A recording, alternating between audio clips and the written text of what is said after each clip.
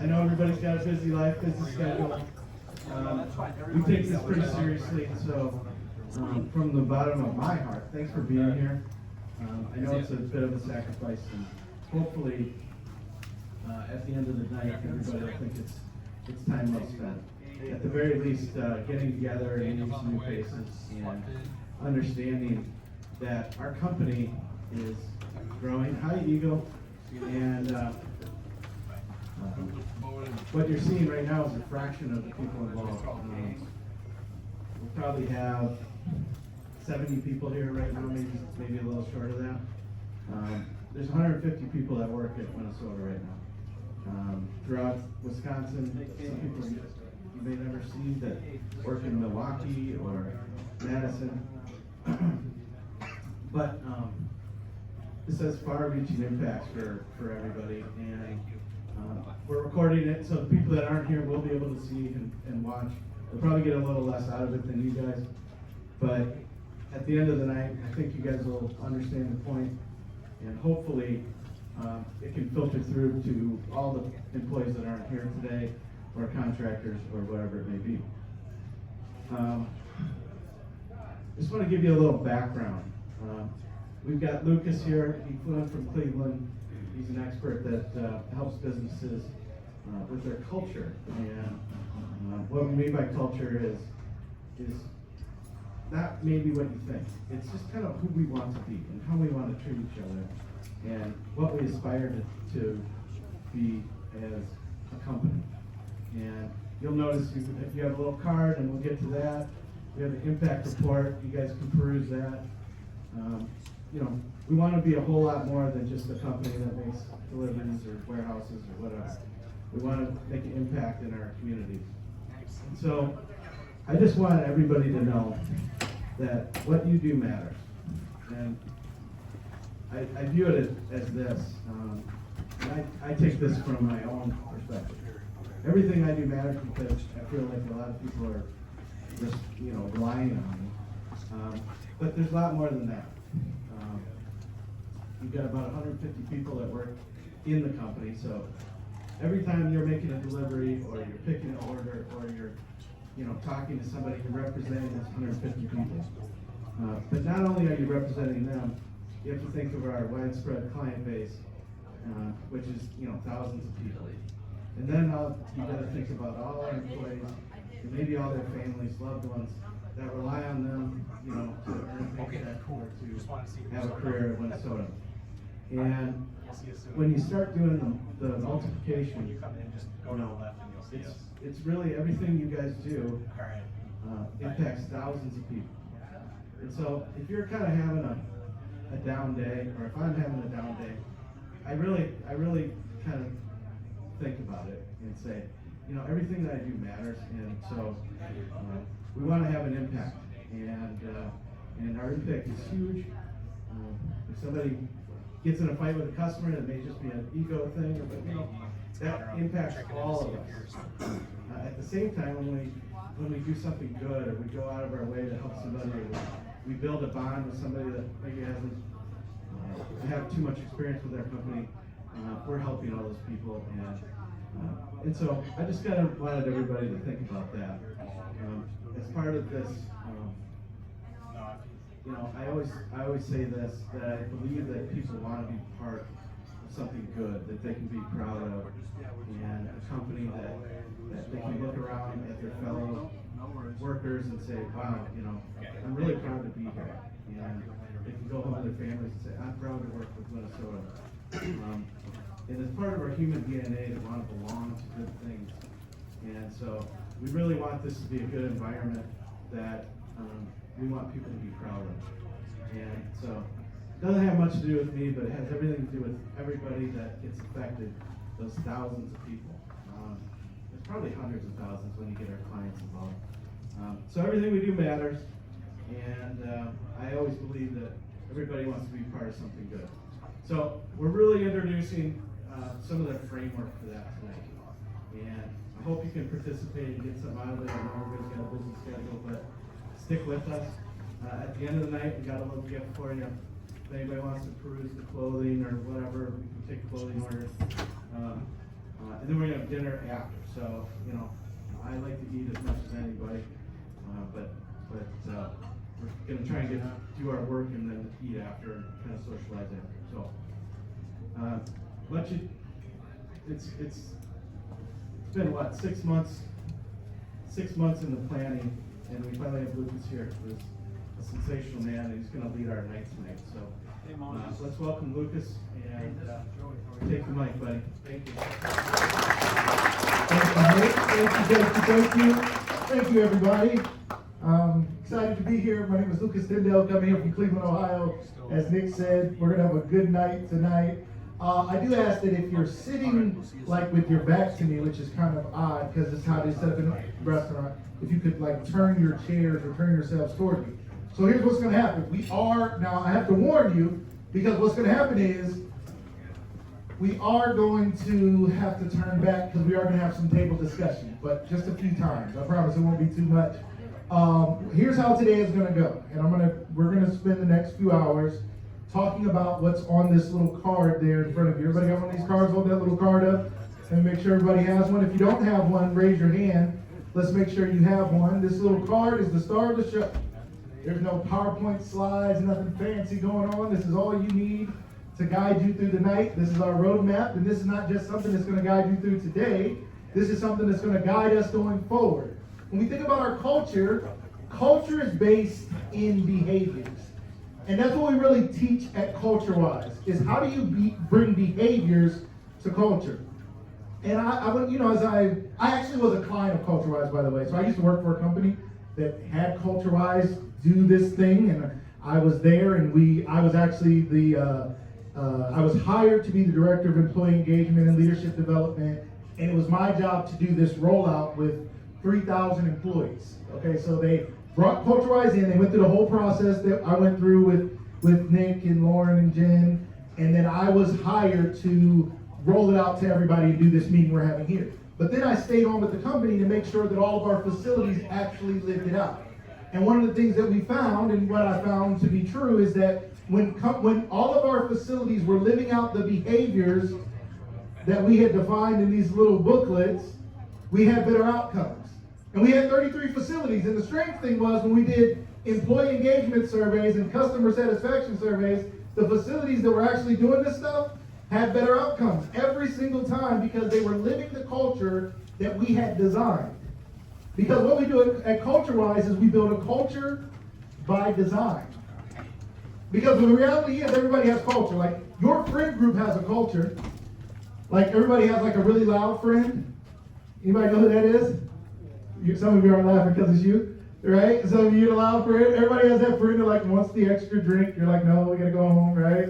Yeah, that friend that just doesn't want to go home. You're like, but you love your family. You should go home. They're like, I don't know, right? You're like, you should go home, buddy, go home, right? So we have friend groups and we have different people, and there's a culture there, right? There's a culture in your family. There's things that you've been doing your whole life, and it's just the way it is. Like every year we do the same thing. How you celebrate birthdays, how you celebrate holidays. There's things you do. And it's really fitting we're here in an Italian restaurant because when I was a kid, my mom made a decision that she no longer wanted to make turkey for Thanksgiving. And this goes against all the American cultural norms. I don't know who she thought she was to make this bold decision. But my mom said, she was like, I don't really like turkey that much, and I don't want it to be the star of the show anymore. And so I'm going to make something different. And she decided to make something different as the star of the show. Can anybody guess what she made? See, we're in an Italian restaurant and somebody got it right. It was lasagna. Normally when I say that, I'm not standing in an Italian restaurant, so people say things like, ham and chicken and everything else. But yeah, she started making lasagna. We have lasagna every year for Thanksgiving. And it was a behavior. She cooked the lasagna. We enjoyed the lasagna. And our family and friends even knew when they were done having turkey, they'd call and say, did your mom make lasagna? And we were like, yeah. They were like, can we come over? I was like, no. I want it. It's mine. Leave me alone. Like, your mom doesn't make lasagna. That's too bad, right? So, but she did it every year. It was a behavior. It was something she did, right? I also think about it now as a parent myself. I think about all the times I told my children to clean their room, right? Now, think about this. Every company has a mission. They have a vision. They have values, right? We have these things at home too. We have a mission, vision, value. My wife really likes to have a clean home. okay? And I do too, kind of. But she really, really, really liked to have a clean home, all right? So my wife says, we have to take our shoes off at the door. Anybody else have that rule? Yeah. Anybody else? Okay. We have, every time my wife is home, I always follow that rule, right? When she's not, I just kind of, I got things to do. I'm like, I don't have time to take my shoes off. Anyway, so I tell my kids to clean their room as they were growing up. My kids are getting older and older. But as my kids were growing up, I would say, clean your room. And they understood that we had a mission to have a clean home. We had a vision of a clean home that was clean and welcoming when family and friends stopped by. We did not have to rush around and clean because we had this vision of a constantly clean home. That was our vision. It was our mission. We value the clean home. We value this. We don't want a place where we're worried about bugs and mice and rodents and things. We want a nice clean home. And we value this, children, and this is something that is important to us. Mission, vision, values. But when we told our kids to clean their room, for some strange reason, they did not know how to do it. Anybody else experience that? It's like, what are you doing, right? You go in there and it's like just half a tornado came through, right? You're like, thanks, kids, right? You're like, clean your room. And they do some stuff, and they're like, it's done. Can I go play? And you're like, what do you mean it's done? Like, your drawers aren't even closed all the way. There's clothes hanging out of your drawers. There's stuff coming out under your bed. There's nothing hanging in the closet, right? Your bed's kind of made. I mean, maybe, like, not really. The behaviors that drive the culture are important. So we had to teach them the behaviors. The behavior is you have to make your bed. The behavior is you have to fold your clothes in a way that allows the drawers to close all the way. It's really crazy, right? You have to hang clothes on hangers and hang them in your closet. You have to clean things from under your bed. You have to take out all the trash. Okay, Skittles wrappers don't get to stay for some special reason, right? They got to go too, right? So we had to teach them the behaviors. So as we talk today, what we're talking about are the behaviors that are going to drive the culture. Because at the end of the day, a culture is based in behaviors. And we have 26 behaviors here today we're going to talk about. Here's how it's going to go. I'm going to go over a set of these, say 6 or 7 or so, maybe 8 at a time. We'll see kind of based on time. And then I'm going to turn it over to you at your tables. And at your tables, you're going to have a very simple discussion. At your tables, you're simply going to talk about which ones resonated the most for you, and were there any you found challenging? Okay? And it doesn't have to be a group consensus. One person might say, I think number 2 really resonated for me because that's something my grandmother always said. Or somebody may say, number 3 really resonated for me because that's how I always do business. That's what I believe. That's how I was taught in business. That's how I live in business. That's how I would teach anybody else to behave. Somebody else might say, well, I think number 3 is challenging. I'm not saying it's not good, but I think it's hard sometimes to do that. I mean, I want to do it, but sometimes I get busy and it's not always easy. And you guys can have that discussion. So that's the basic discussion we're going to have today. Which ones really resonate? Which ones do you find challenging? Then we're going to bring it back to the big group, and we're going to hear from some tables. Now, there's a lot of us here today. We have a limited amount of time, so we won't be able to hear from every table every round, but we will hear from some people each round, and we want you guys to share, okay? So that's how today is going to go. I promise you guys engage. You guys stay with me. You guys participate. You guys do your table talk. You talk back to me, and I promise we'll be at dinner before you know it. All right, we will take a little break in between, in the middle, okay? All right, let's go. Fundamental number 1, these are called fundamental behaviors. They are fundamental to the success here at Winnesota. Fundamental number 1 says, act with integrity. It says, demonstrate an unwavering commitment to doing the right thing in every action you take and in every decision you make, especially when no one is looking. Always tell the truth, no matter the consequences. If you make a mistake, own up to it, apologize, and make it right. Strive to be the best version of yourself and make a positive impact on the world. Act with integrity. Raise your hand if you were raised to act with integrity. Raise your hand. Okay, keep your hands up. Look around. If anybody next to you was not raised to act with integrity, slide away from them. Okay, put your hands down. Okay, they were like raised in a crime family or something. I don't know. Like, that's a little scary. Like, slide away. All right. Anybody? Okay. I don't want to know. I didn't see you if you did. Don't worry. I didn't see you. I'm not a witness. Okay. And so we all were raised to act with integrity, right? To do the right thing. The funny part is we don't always do the right thing. But this fundamental is challenging us to say, no matter what, I have this unwavering commitment. One of the things is many people drive here, and I know this doesn't happen when you're driving the work vehicles and such, but sometimes when we're driving our regular vehicles, sometimes we're tempted to go a little faster than the speed limit. And then we see the police, and all of a sudden we remember what the speed limit is. Isn't that odd? It's like, uh-oh, there they are. all of a sudden I remember exactly what it is. And then when they pull us over and they say, do you know how fast you were going? We're like, no, sir, I don't know what you mean. What are you talking about? I know I was definitely going slower than the limit. Sir, what do you mean? And you're like, no, you were going really, really fast. You're like, I don't think so, officer. I don't know, right?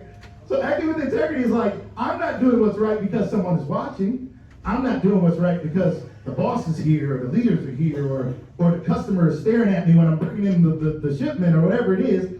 I have this unwavering commitment to doing what's right.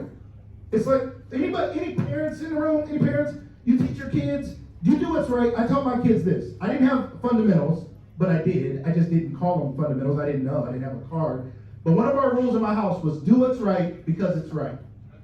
I was like, do what's right because it's right. Don't do what's right because I'm there. Don't do what's right because you think you're going to get in trouble. Don't do what's right because you think you're going to get a reward. Do what's right because it's right. And if I find out you're acting up at school, I'm coming to the school, and I find out you're having trouble with your sport, you're going to do extra, and I'm going to tell the coach to be hard on you because I want you to do what's right because it's right, not for any other reason. Just do the right things. So then as a parent, I had to model that behavior. So all of us have to have a good culture. We have to actually live those behaviors. So there was a time I was taking my kids, we went into the store, I think it was Walmart or something, and my two middle kids, they were little, and I had them in the basket in the little buggy, and it was a snowy day in Ohio, and you guys know what that's like, and I'm pushing the cart through the snow, and we get to the car, and I go to put my little ones into their little car seats, which is already a big nightmare, you guys know how that goes, and that's rough, and I'm going to put them in, and I realize my daughter is sitting on top of some things that we did not pay for. And I was like, yes. No. I was like, it's a jackpot. That's what I wanted. No. I was like, uh-oh, we gotta go back, right? And even though my kids were probably too little to remember, maybe they were, I don't know. I put them back in the little buggy, and we fought through the snow, through the parking lot that was all slushy and not good. And I took it back to the greeter at Walmart, and I said, my daughter was sitting on this. I apologize, we didn't pay for this, right? And they almost looked at me like, like, you know, people take more than this every day. We don't really care. But my thought was, if I don't model the right behavior, they're not going to do the right thing because life is not about what people teach you. They say it's not what's taught, it's what's caught. So culture is caught. Behavior is caught. Your children are teens. We're copycats by nature. Culture is taught. So when you go places and they have a really rich culture, you pick it up. Like whenever I go down south, like I love Nashville because I love music. I love all kinds of music. In Nashville, there's music literally playing from the rooftops. Like as soon as you land on a plane, there's music in the airport, right? And whenever I come back from Nashville, I'm talking to my wife with a little southern twang. I'm like, hey honey, why don't you grab your pocketbook, grab something out of the icebox, and let's go for a ride. She's like, what are you talking about? I'm like, babe, what do you mean? Just grab your pocketbook and let's go. She's like, shut up, right? I'm like, I don't know what you mean, right? But when the culture is rich, the culture sticks. And that's what we're building right now. We're building a rich culture that starts with fundamental number 1, which is act with integrity. Fundamental number 2 says practice blameless problem solving. It says demonstrate a relentless solution focus. Rather than pointing fingers or dwelling on problems, identify lessons learned and use those lessons to improve ourselves and our processes so we don't make the same mistake twice. Get smarter with every mistake. Learn from every experience. Practice blameless problem solving. So let's just make this one quick. Blameless problem solving means when you show up on the scene of a problem, you are a firefighter, not a fire inspector. Okay? I knew a fire inspector once. I ran a business and I had to have the fire inspector come and they had to test the lights and the exit signs and they pushed a little broom up there or something and the lights are supposed to come on and all that stuff, right? And as I walked around the building with the fire inspector, who I wanted to be my best friend because I always wanted him to just pass us, right? I was like, hey buddy, how you doing? He would tell me stories and he was like, you know, this building burned to the ground, a 12-story building burned to the ground, and we went to the scene days later, or the next day, and we could figure out how the fire started, what room, what place, what was it electrical, what was it? He said, we can figure it out. He said, but when the fire is going, they don't call me. Because it's not my job in that moment. In that moment, it's the firefighter's job to put the fire out. There are times in life, in business, where we show up and our job should be to solve the problem, but we show up to look for problems. And we show up to look for somebody to blame. Somebody should be in trouble for this. I can't believe who did this, who would have done this. That's not our culture here. We're not showing up to point fingers and place blame. Now don't get me wrong, it does not mean we're not going to hold people accountable. If people hear stuff like that, sometimes they're like, uh-oh. That means we can just do whatever they want and say, practice blameless problem solving and get away with anything. That's not what we mean. We just mean our first instinct should be problem solving, not pointing fingers. I really think this started though when we were kids. Anybody remember, there was a game we played when we were kids. And the object of the game was to figure out who committed the crime, in what room of the mansion, with what weapon. Clue? You guys remember Clue? Anybody else play Clue growing up? Okay. You guys had good childhoods playing murder mystery games. Good, right? Right? Wasn't it like one day you were playing Candyland and then all of a sudden your parents were like, it's time for Clue. Right? You were like, man, like we really grew up, right? It happened fast. So we started playing Clue. Anybody remember any of the characters from Clue? Colonel Mustard. Miss Scarlet was there. Miss White was there as well. She was a murderer every now and again. Mr. Green killed a few people with the lead pipe at the conservatory. I remember that when I was a child, yes?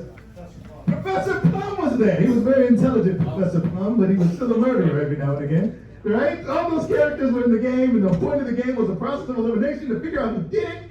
And that's how we grew up. And we still live our lives sometimes like that as adults. We're like, no, someone must be punished. But that's not the kind of culture we have. If people need to be held accountable, that will happen. But we want to have a culture where we practice blameless problems. Fundamental number 3 says honor commitments. It says do what you say you're going to do when you say you're going to do it. This includes being on time for all phone calls, appointments, meetings, and promises. If a commitment cannot be fulfilled, notify others early and agree on a new deliverable to be honored. Accountability builds a strong foundation of trust and integrity. Honor commitments.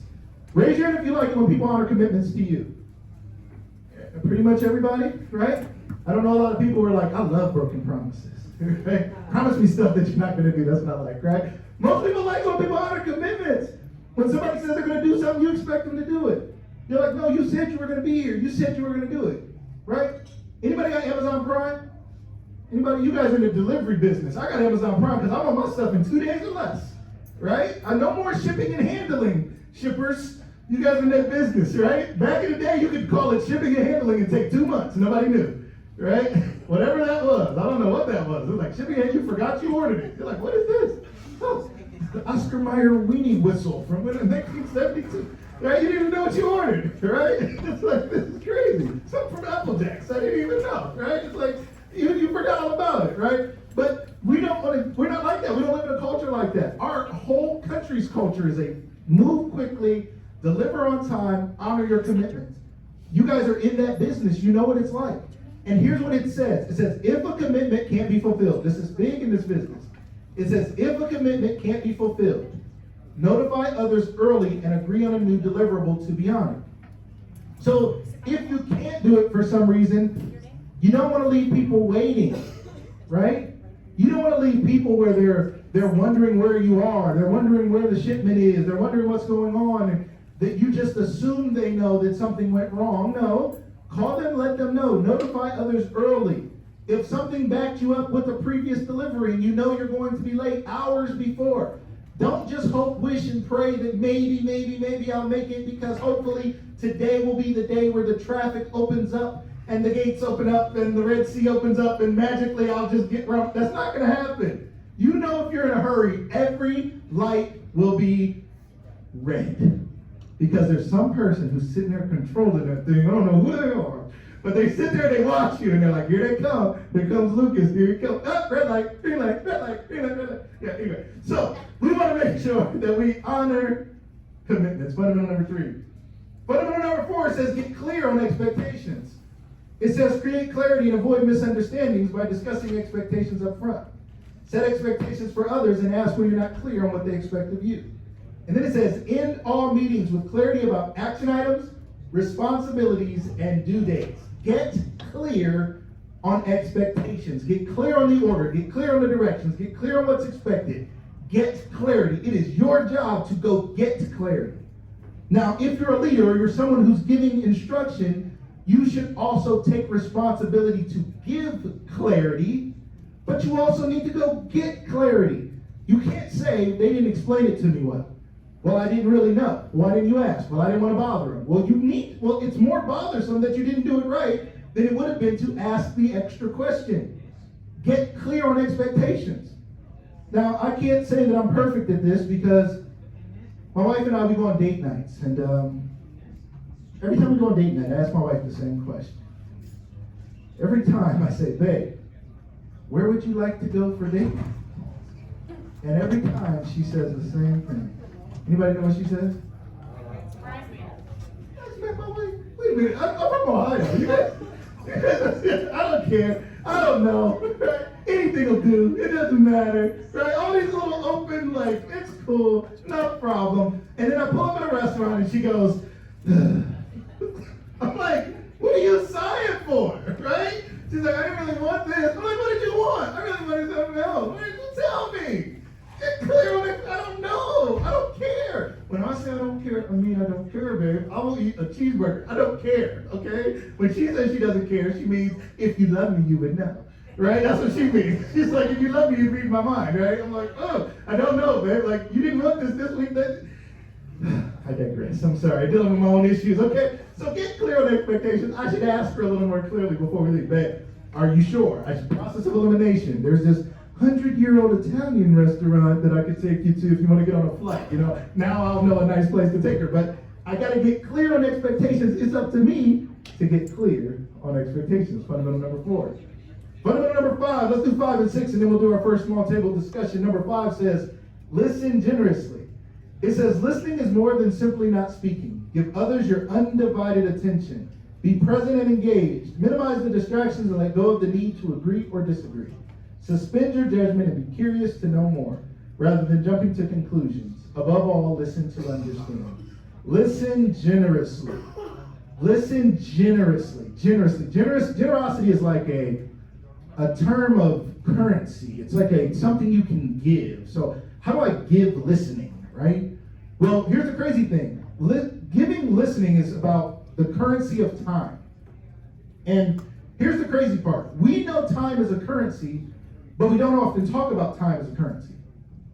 But I can tell you time is a currency because at the end of our lives, nobody is like, oh man, I wish they had more money, right? Man, if only they had more money. No, we're like, I wish they had more time. It's a currency. Then we say things like, wait. Please, everybody, can you please pay attention? That's a currency term. Pay attention. We tell our children, be careful in life. Do not waste your time. Don't waste your time. You should invest your time. You should invest your time. Those are currency terms. So when we talk about listening generously, it's talking about taking the currency of time and giving your ear to somebody else. It's talking about slowing down with that customer when they're telling you something that really matters, and you're thinking, I really got to unload this truck, right? You're like, yeah, and you got your head on auto dot, and you're just smiling and blinking, right? You're like, yep, I love that, 2 cats, okay, whatever, right? You're like, I don't know, right? We got to slow down and listen. We live in a world, do you guys agree, we live in a world with more means of communication than ever before, but we communicate worse than ever before. You guys agree? We do. We don't communicate. We got all kinds of ways. I could call you, text. You got a phone in your pocket, right? Once upon a time, there were no phones. Then they created telephones, and that was like this crazy invention. It was so crazy until presidents didn't want telephones in the White House. They were like, we don't want that ghost box in here. It is too strange that I can hear somebody else's voice from somewhere else in this room, in this place. This is weird. They thought it was crazy. Then everybody had a phone. Then when you weren't home, they had what? What did we have?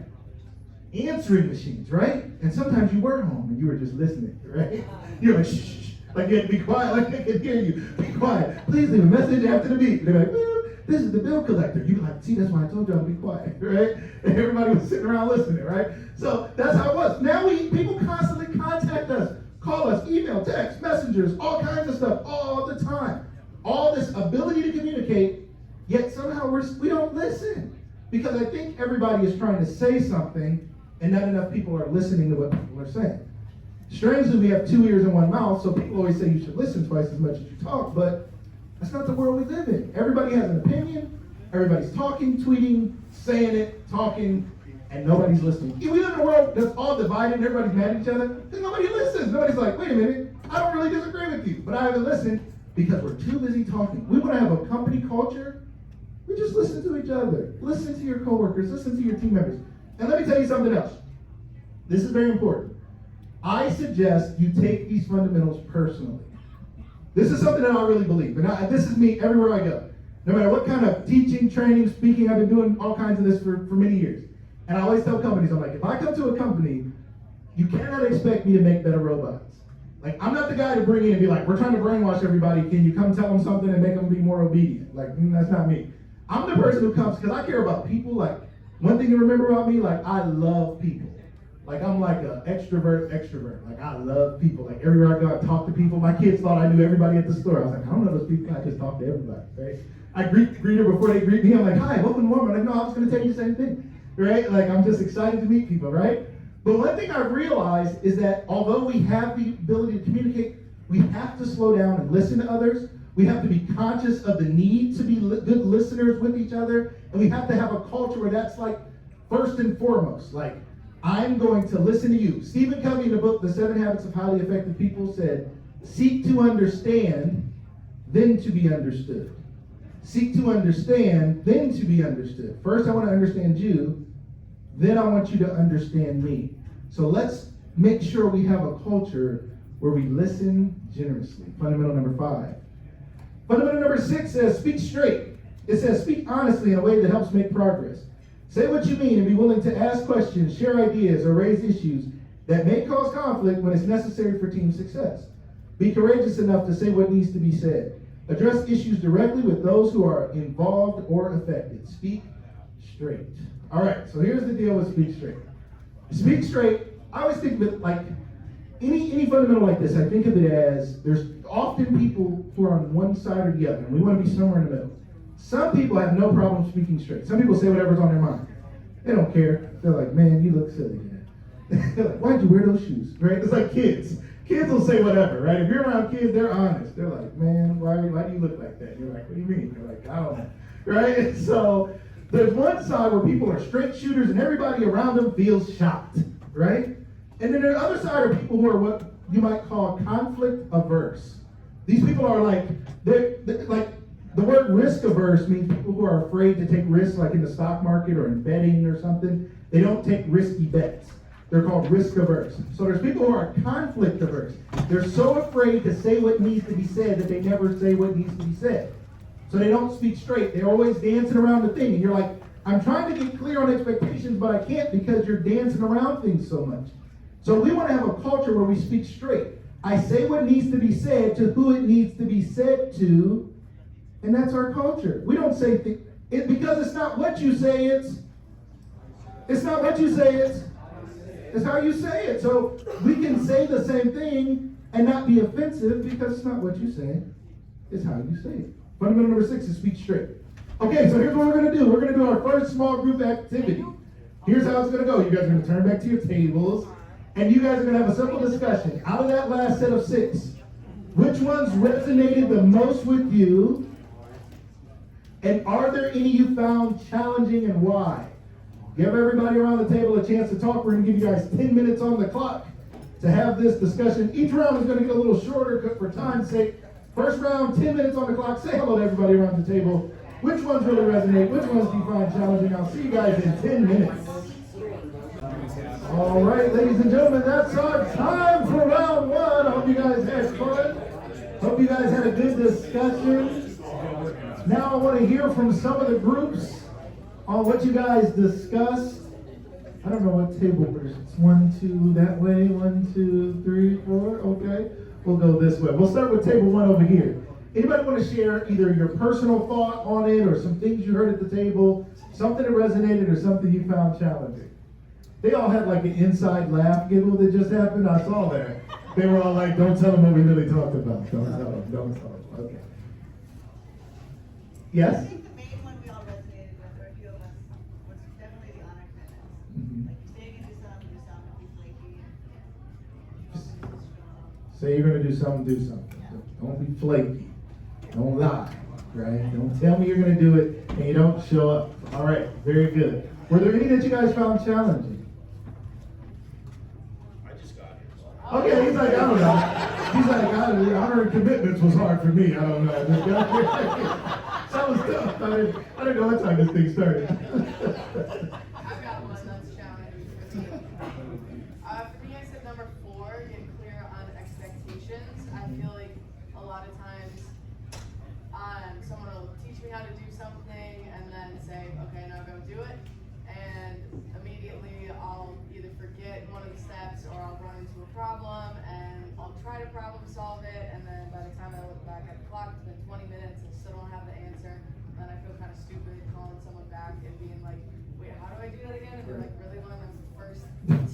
was step one again? Right. Right. And so, yeah, I think just not wanting to, bog people down with repetitive, questions or, making them use more of their time to explain stuff to you or teach you how to do things than what's necessary. But even though I know everyone at Winnesota is always more than happy to help people out, and everyone here wants people to do things the correct way, and so Right. yeah. But Not as sometimes bad. it's just a little uncomfortable picking up the phone again and being like, so What was step one? yeah. Right. Take it out of the box. Right. It's like, what's step one? I get it. Absolutely. That resonates with me so much. I spend time spinning. I always call it spinning. I'm trying to remember what was that step, what was that thing I was supposed to do. I don't want to bother the person. And so by the time I'm ready to bother them, I think they're going to think I'm crazy because it's been 2 hours and I'm going to be like, honey, what was I supposed to get at the store? And she's like, where you been? I'm like, walking around the store, looking for the thing that I don't know what it is, right? So yeah, it's better to do that. Actually, crazy story. I never took my tux back from prom my senior year because of that reason. Okay, it's a long story, don't worry about it. I'm hoping I don't go to jail. Okay, if you guys hear about me on the news, you're like, a warrant is out for his arrest. I didn't take it back the day I was supposed to, the day after you're supposed to take it back. Then the next week, I got busy and I didn't take it back. Then the next weekend, I felt bad, oh man, they're gonna look down on me or they might charge me. I'm only 16, 17, I don't have any money. So then I didn't take it back that week. Then 2 weeks later, I was like, I gotta take it back. I'm gonna take it back. And then I didn't take it back. And then 3 weeks later, 4 weeks later, about 6 weeks later, I was like, I'm taking it back even if I go to jail. And I pulled up at the tuxedo place and it was out of business. I was like, man, probably because of people like me, okay? I'm the reason they went out of business. Okay, I feel terrible. Now I confess to you guys. Now we can keep this secret between all of us. All right, it's all of us together for life. All right, true story. That's a true story. Okay, don't judge me. Okay, all right. Table 2. What did you guys discuss?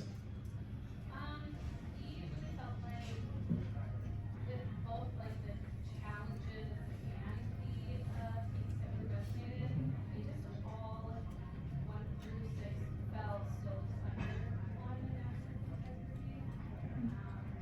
Because if you're acting with integrity, you are doing your thing with responsibility, you are honoring your commitments, you are because that integrity is supposed to be segregation. Right. All the other noise. Very fair. So a lot of people would not admit that acting with integrity can be a challenge. So thank you so much. What's your name? Gretchen. Okay. All right. So she's the only one honest enough to admit it. So acting with integrity can be a challenge at the same time. I think we all know it. Most of us were raised to act with integrity, but it can be challenging sometimes because sometimes the right thing to do doesn't feel like the right thing to do. It's like, but I got to get there on time. The right thing to do is to go the speed limit, but I need to get there. So what's the right thing to do? So we find that tension. So we have to really check ourselves and ask ourselves and check back with our leaders and our company and our policies and our safety and there's a lot of reasons why we want to be, first and foremost, we want to be safe, right?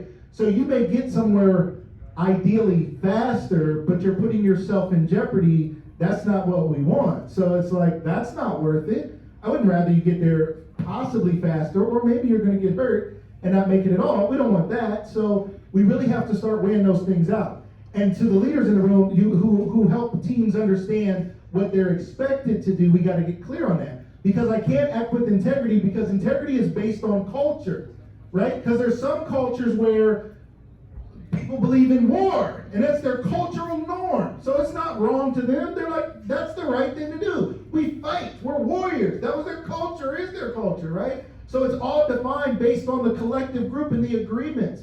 So that's why we're talking about these things today, because we want to define the behaviors that dictate this culture, right? So acting with integrity is both good and can be challenging at the same time. Thank you guys for sharing that. Table 3, what did you guys discuss? Practice blameless problem solving. Okay, what were your thoughts on that? Well, I think it's easy to take the low road in that situation. Easy to go off on a huge problem. Yeah.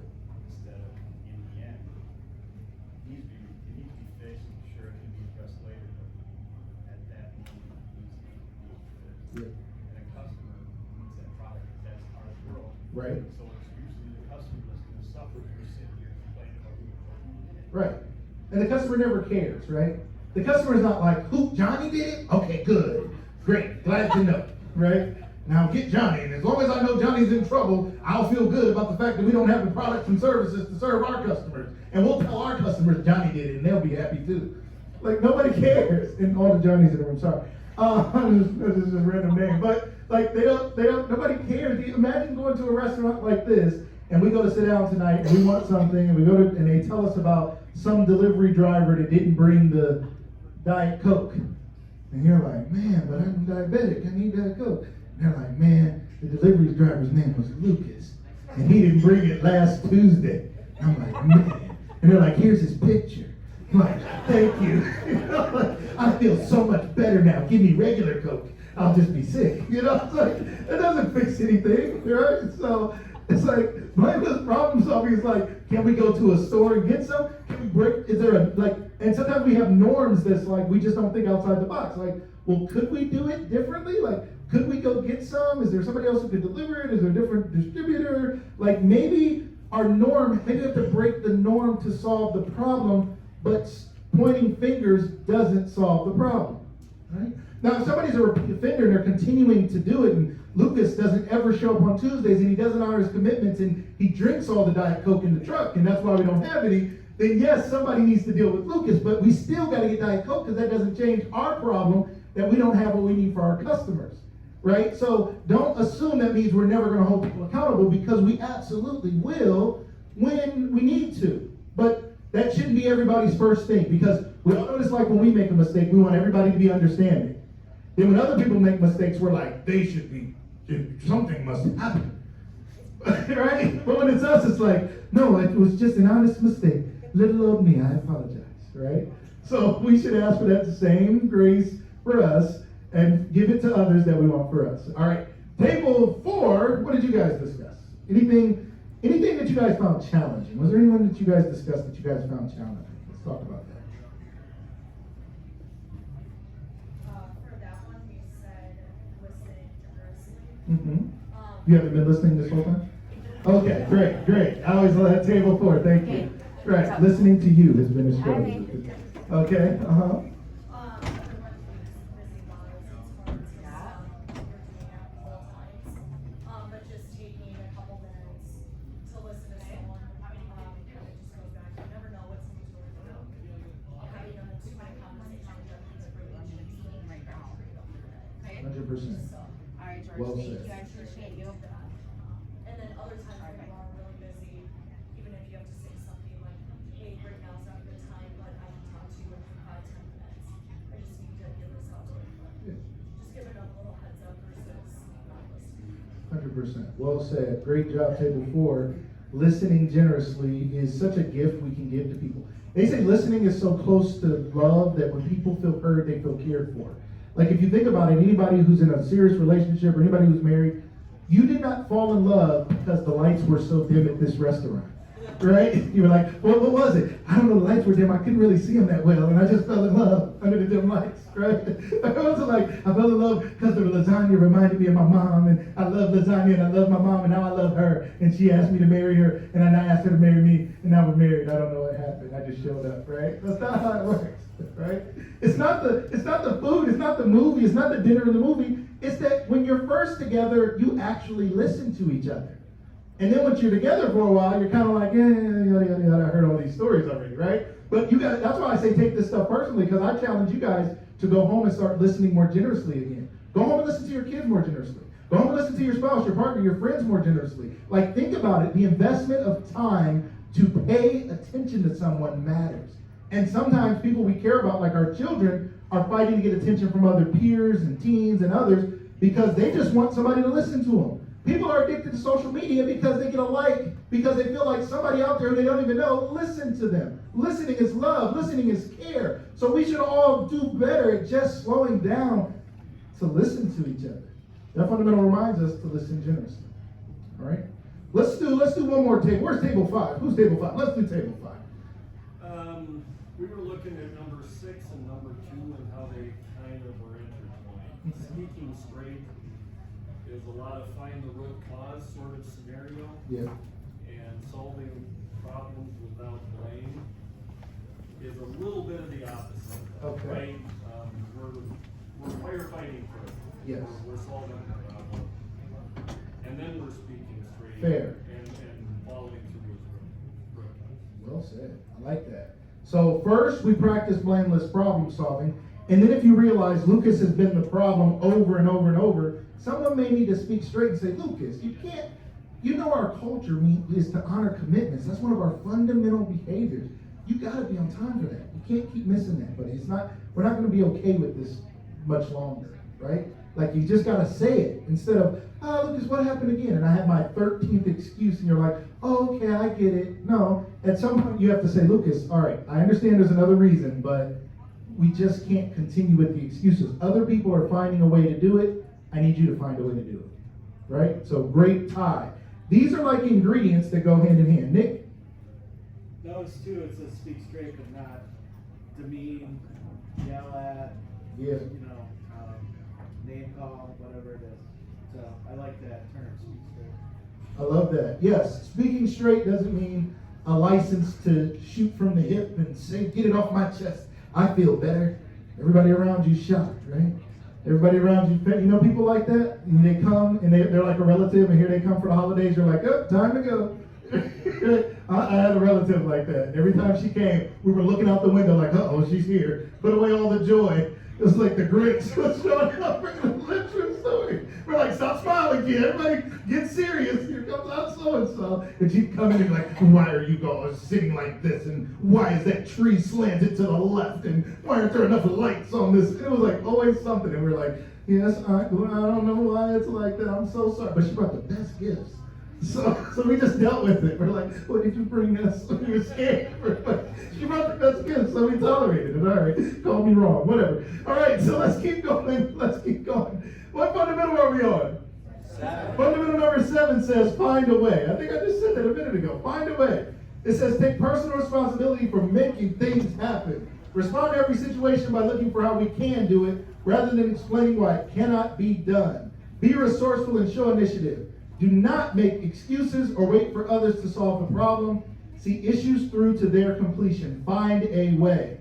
Be a problem solver. Now, finding a way might mean you need to call somebody and ask for help sooner than later. Right, Lauren? You might need to call for help sooner and say, I don't remember step 1. What was the first thing you told me to do? But it's finding a way. It's having a culture where we're like, we're going to solve this problem. Me and Jen were talking about something new that you all were doing at a location, and you had 2 rows, what did you call it? 2 pick aisles. I didn't know what she was saying. I was just smiling and nodding. I was like, what? 2 pick aisles? No way, right? That's crazy. 2 of them? What? No. I really asked her. I was like, what is that? And when she said it, it did make sense. I got it. I was like, I pick from 2 aisles at Target all the time. All right. I was like, I get it. Because I'd be like, give me some of this, give me some of that, right? So she was explaining that to me. And when we think about it, we have to she said they had to find a way to do this. They had a big customer that needed a lot, and they had to figure out how to do the routes and how to put the stuff in the truck and how do we manage this? It was something they had never done before, but they had to find a way. They weren't just going to be like, no, we can't do it, or maybe we can do this part, but you might have to find somebody else to do the other part. Like, no, this is what we do. We're going to find a way to do it. We're going to figure it out. So what? We've never done it before. We're going to find a way. That's why we're in the business we're in. We're in the business of problem solving. We're going to find a way. But that's not just the leaders that should think like that. We all should think like that. And we shouldn't wait for our leaders to always tell us the solution. We should be problem solvers. You guys have creative, innovative ideas. Share them with the leaders. Share them with your team. Share them with others. Don't sit on those ideas and say, oh, they don't care about little old me. If it were me, if it were my company, I would do it totally different. I would make all left turns if it were me. I don't know why they make us. I would just do it differently. I don't know why they always make us do it like. If you have a good reason for all left turns, please speak up. And speak straight and tell us, because we want the best ideas and we want to find a way to make things happen. Fundamental number 7 is find a way. Fundamental number 8 says show meaningful appreciation. It says recognize people doing things right rather than pointing out when they do things wrong. Regularly extend meaningful acknowledgement and appreciation in all directions throughout our organization. Show meaningful appreciation. Raise your hand if you like to be appreciated. Anybody like appreciation? Okay. Good, good. Glad to hear that. I think most people like to be appreciated. Now, I understand some people would say, I don't need a big parade. I don't always like recognition. Some people don't like to be called up front. But I think we all like a little appreciation. I think it's natural for all people to like appreciation.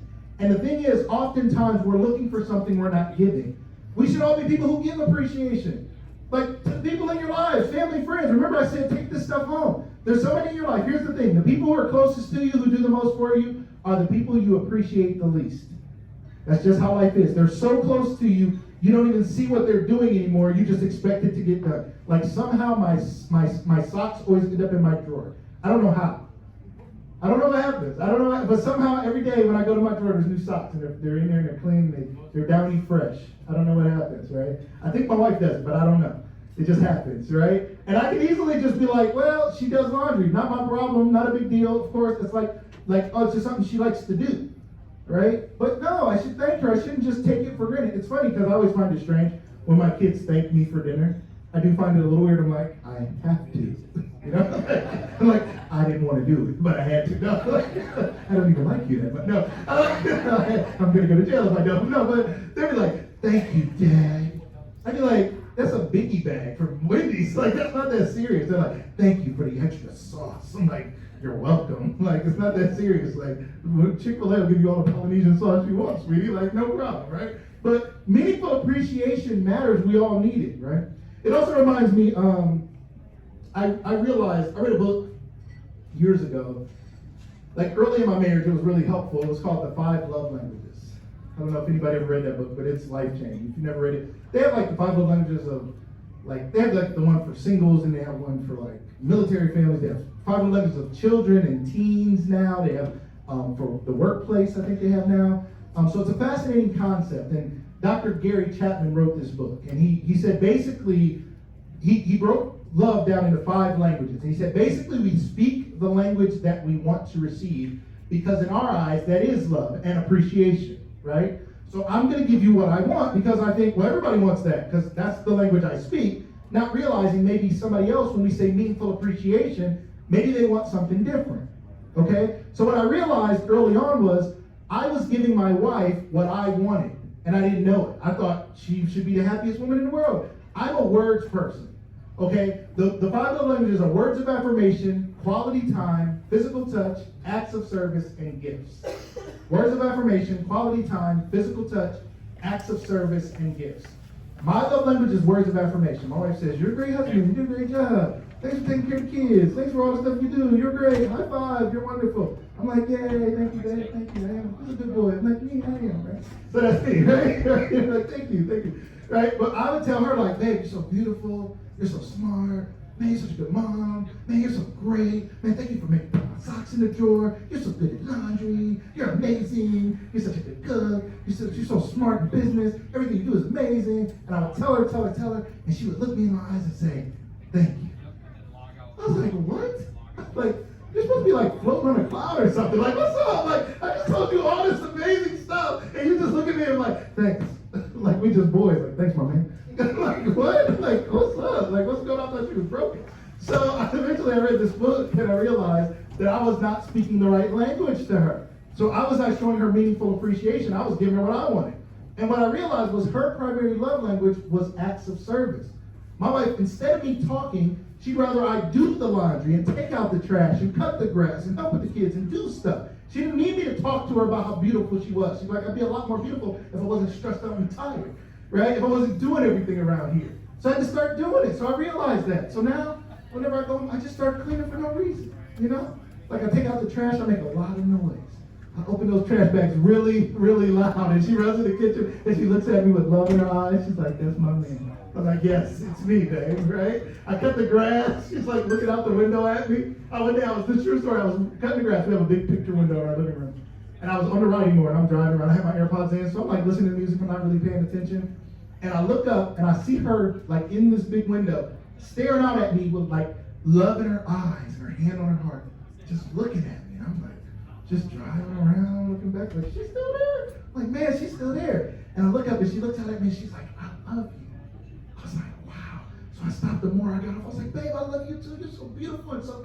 She was like, shut up. Get back on the mower. Cut the grass, right? She's like, I don't care about all that talking. I want you to do acts of service. So I learned that her love language is not me talking. It's what I do for her. So when you think about meaningful appreciation to your family, to your friends, to your team, to your customers, to whomever, get to know them by listening generously and do something that matters to them. Fundamental number 8 is show meaningful appreciation. Fundamental number 9 says walk in your customer's shoes. It says understand your customer's world. Know their challenges and frustrations. See the world from their perspective. The better you understand them, the more effectively you can anticipate and meet their needs. Walk in your customer's shoes. I said it earlier. They don't want to know that Lucas messed up. They don't care. What do they really need? Let's find a way to solve their problems. Walk in their shoes. You are a customer of someone, so don't forget what it's like when you're on the other side. Somehow we quickly forget. Just moments before, in some scenario, you were the customer. You were the one receiving the service, and you were so frustrated that they didn't treat you well or didn't care enough or didn't listen generously. Then when you're the provider of the service, you forgot to give them what you wanted. That's what we have to do. We have to walk in the customer's shoes. Fundamental number 9. Fundamental number 10 says be a fanatic about response time. It says respond to questions and concerns quickly, whether it's in person, on the phone, or by email. This includes simply acknowledging that we got the question and we're on it, as well as keeping those involved continuously updated on the status of outstanding issues. Be a fanatic about response time. Fanatic is the long form word of what shorter word? Fan. Be a fan of response time. Is anybody a fan of response time in real life? Anybody like people to respond to you? I'm a fan of it. Again, that's why I have Amazon Prime. I like things to, I want things to happen quickly. I want things to happen on time. I'm a fan of response time. Have you ever called and tried to get something fixed with like your internet or your electric or something, and they put you on hold, and on hold, and on hold, and on hold, and they're like, well, you're next in line 6 years from now, right?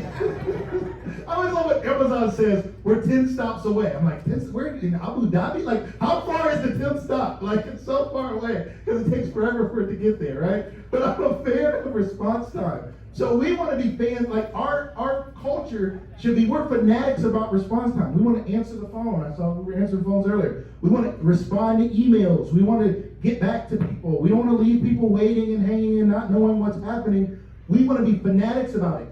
It does not say be frantic about it, not like, oh, we're running around losing it. I'm not frantic about response time. I'm a fanatic. I am a fan of response time when I'm receiving it. So as the service provider, I'm going to be a fan on this side to make sure that others receive what I've always wanted.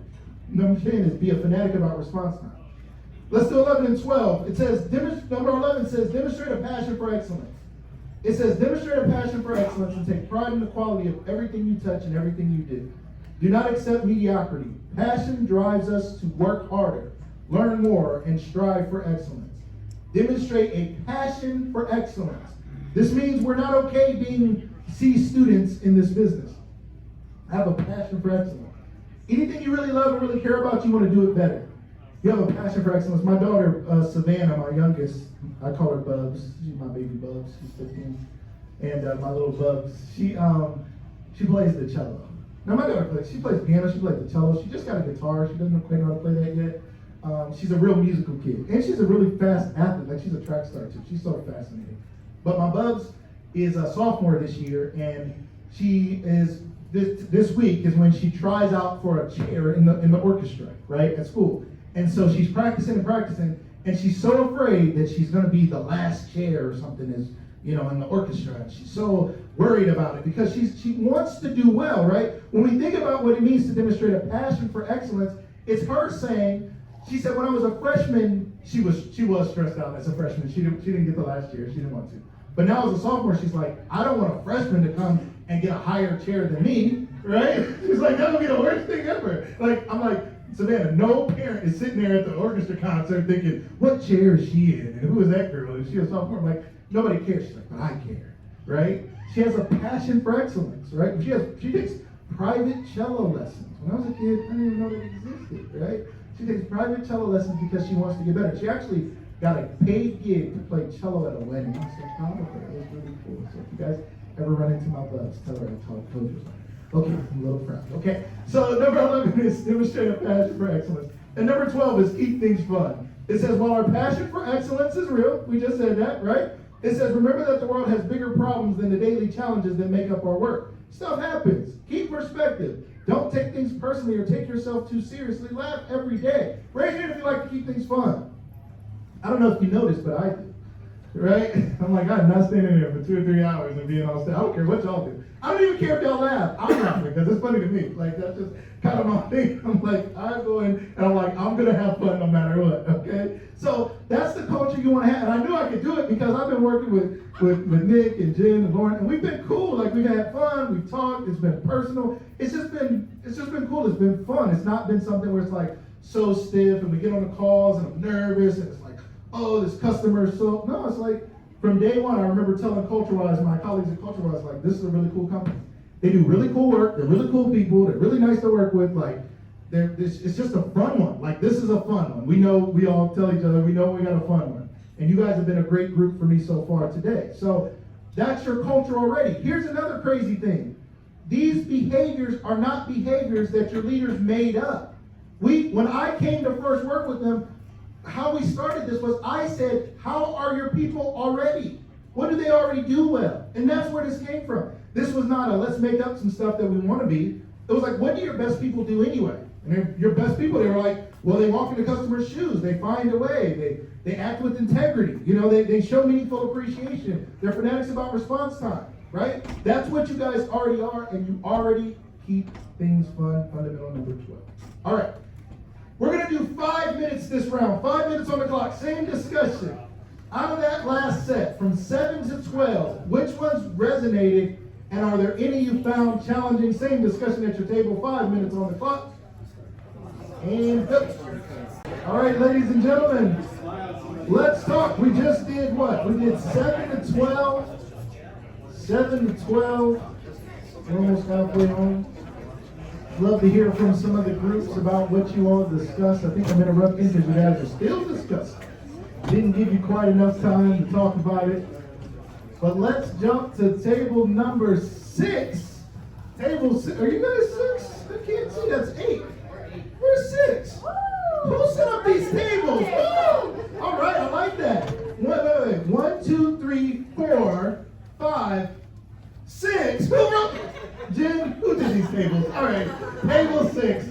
What did you guys discuss? We were discussing things about meaningful. That one, showing meaningful appreciation. So that one was challenging, or it really resonated? It really resonated. I think we all do a really good job at showing that. It's great. Showing And meaningful. it's great at showing great appreciation to all of us. Good. She said Nick is great at showing us all meaningful appreciation, like dinner tonight on Nick, and whatever you guys want to drink. I don't know if it's whatever you want to drink, but I had a couple waters and I had a Sprite, and I'm just getting started, so, we'll see. I don't know if it's all, Nick's so generous. We're going to have a nice meal tonight, but it's showing meaningful appreciation. Honestly, even something like this, there's a lot of companies that will not invest to bring everybody together for all these hours to talk about something like culture. Culture is like this tangible, intangible thing that a lot of companies are like, that's way too soft for us to be talking about. Let's talk about the hard stuff. Let's talk about making money. Let's talk about the routes. Let's talk about the drivers. Let's talk about how we can get more equipment. Let's talk about that stuff. But the companies that survive recessions and depressions and crazy times in the economy are businesses that have great cultures. There's a great book called Good to Great by a guy named Jim Collins, and he talks about good to great businesses. Great businesses have great cultures. And that's what you guys have, and that's what Nick was making sure we don't lose it. Because here's what also happens. Businesses that have been around a long time often started one way, and they become something totally different. Like, once upon a time, the grandfather had this vision to serve the community and do this kind thing. And generations later, the grandson, the great-grandson, just wanted to make money.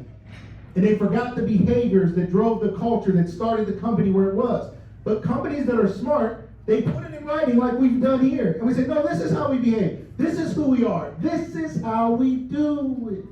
Said Montel Jordan. Okay, I don't know if you guys remember that song. All right, whatever. Just tell them, maybe I remember that? Okay, cool. All right, not just me? All right, great. All right, let's go. So you guys are what number? 6. You guys are 7?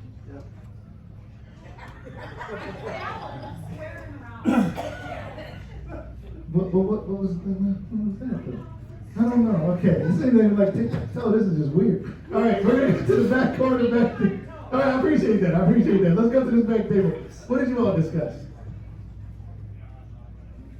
I was talking about how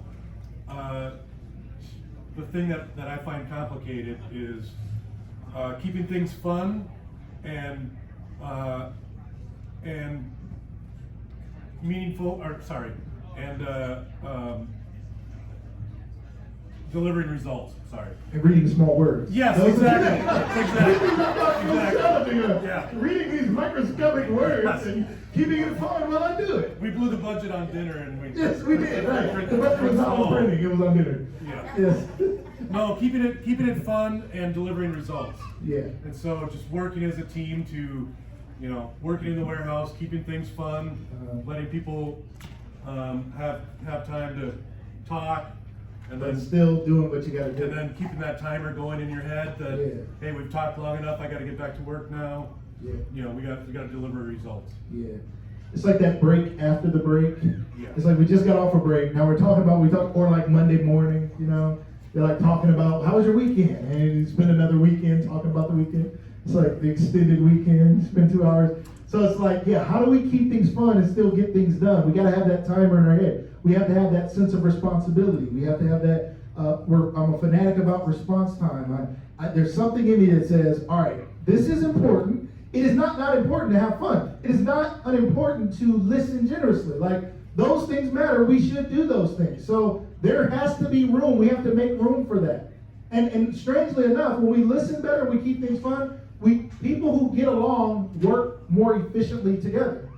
Because I have your back. I know you better. I want to work hard with you. I want to get things done together. I'll do whatever it takes to get this job done, right? And I'll stay over and help you out because it's fun working with you. So keeping things fun matters, but we also still got to get things done. Good call out. Good call out. All right, next table. Now we're here? Okay, thank you. I'm so lost. Thank you. Yeah, you're in charge from now on. You keep tables straight. All right, we'll go here. Table 8. What did you guys discuss? We kind of focus on walking in our customer's shoes. Tying your shoes? Okay, no, I got confused. Okay, he said walk into the customer's shoes, and then you tied it in with finding a way. Understanding their pain points, understanding what's important, understanding how to correct them. I love it. That is customer service at its best. And the crazy thing is, in the world we live in now, you can run circles around other companies just by having that attitude. Because people are not trying to find a way anymore. They're like, this is just how we do it, and too bad. They don't walk in the customer's shoes. Isn't it odd? You ever go somewhere and you're just shocked at the customer service? Am I the only one? And everybody wants a tip for everything. I'm like, wait. If you bring me a pizza, you get a tip. If I pick up the pizza, if you tip me, I'm supposed to tip you now? Like, wait, what? When did that start? Like, everything, like the day McDonald's asked me for a tip, it's over. That's the day it's over. Like, they throw that cheeseburger at me, like, you want to give me another $1? No, I didn't want to give you all the dollars I gave you. I don't understand it. Honestly, I am blown away by this tip call. Everybody gets a tip for everything. I don't think you got me all upset. I'm not opposed to giving, when people do good service, I want to give them a tip. I mean, sometimes the strangest thing is the people who do the most seem to ask the least. There's a in the service, and I'm like, man, how can I give you a tip? Where's the tip thing at? And they're like, oh, it's right here. You got to find it. But the places where you show up and I do all the work, I darn near got to make my own coffee. They're like, now that you made your own coffee, you want to give me a tip? I'm like, no. Okay, whatever. All right. I don't even know what that had to do with anything. But anyway, all right, number 9, table 9. Oh my goodness. This is the last time. This is not according to our culture.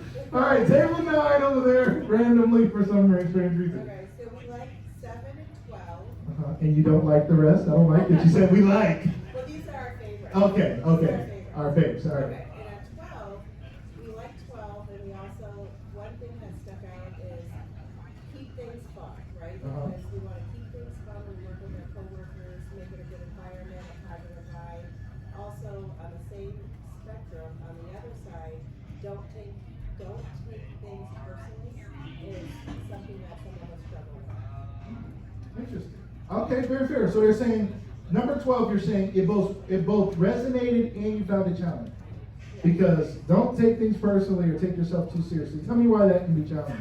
Well, as I'm not a driver per se, but we have people here are drivers, when they're out making deliveries and things happen and go by, and you're in the heat of the moment and you're there dealing with the customer face to face, it can be hard not to take something personally when you have a customer screaming at you or is just not happy. Yeah. Let's put it that way, not happy. Yeah. And you're on the spot and you're trying to call dispatch and you're trying to do this, but you are the forefront of the company at that time and at that moment. You're dealing with that customer face on. Yep. And it can make it very uncomfortable. Great call out. I love that.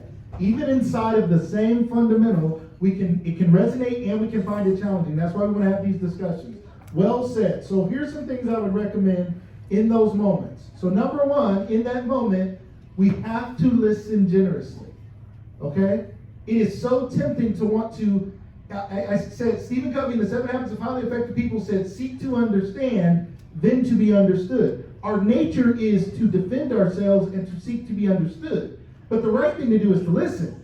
Okay, I understand, yes. I can't believe you guys would do this. I know, this is not who we normally are. Yes, I understand your frustration. I would be furious too. I understand, yes. Is this how you guys do business? It isn't, but today it seems to be. I hate this for you, you know? Like, no, well, how would you feel? I'd be just like you. I'd be furious. You're right. I'm terrible. You're great. No, and I don't like you're everything. I'm stupid. No, not that far. But people really just need to be heard. A lot of times they're frustrated. It's called amygdala hijacking. Like our animal brain is taking over, and people are going through that fight or flight. They just happen to be fighting you in the moment. They just need to calm down. So sometimes we just have to give people a minute to get back to their rational mind, and we just need to let them calm down. Sometimes we have to let them get it out. And I know it's hard to not take it personal, right? Because you're like, who are you talking to, right? I don't know where you're from, but where I'm from, don't talk to me like that. I don't need to work here. We can fight, right? You're like, this will be my last day. Don't do that, okay? Don't do that. But sometimes you go back to that, right? You're like, hold up. Like I was somebody before I put on this Minnesota thing. Right? Like, don't play with me, right? But don't do that, okay? But before I was at CultureWise, y'all don't know who I was. But so don't do that. But it's hard sometimes, right? It's like, I don't like this. And I'm not saying you should take some massive levels of abuse, but let's walk in their shoes. You know what it's like for things to not go right for you. Let's listen generously. Let's find a way to make it right. Let's follow these fundamental behaviors, right? Let's put these to work and put these to the test when those moments happen. Great call out. Thank you. And last but not least, table 10, what did you all discuss? We discussed about how to find a way. It's easy to say no, but if we work together, we can find a way to make things right internally and externally with our customers. I love that. Yep. And then the other thing was showing useful appreciation. How's it going, Victor? What can I help you with? 100%. I love it. Finding a way, instead of thinking of all the ways we can't do it, find a way to get it done. Most people who find ways to get things done are people who believe they can get it done. Period. All that exists because somebody believed it was possible. Like we have smartphones in our pocket because somebody thought it was possible. I would have never thought that was possible. And when I watched the Jetsons when I was a kid, I was like, we will never be watching people on a screen talking to them. And now we do every day, right? And we call it Zoom and Teams and all of that. And it's and FaceTime, and my kids never talk on the phone unless it's FaceTime. It's the weirdest thing. And then they're walking around my house with their friends basically in our house. I'm like, put your friends away. Like, I don't want them looking at us while we're in our house. Like, we're doing stuff. Why did your friend get to see our whole lives? Like, this is crazy, right?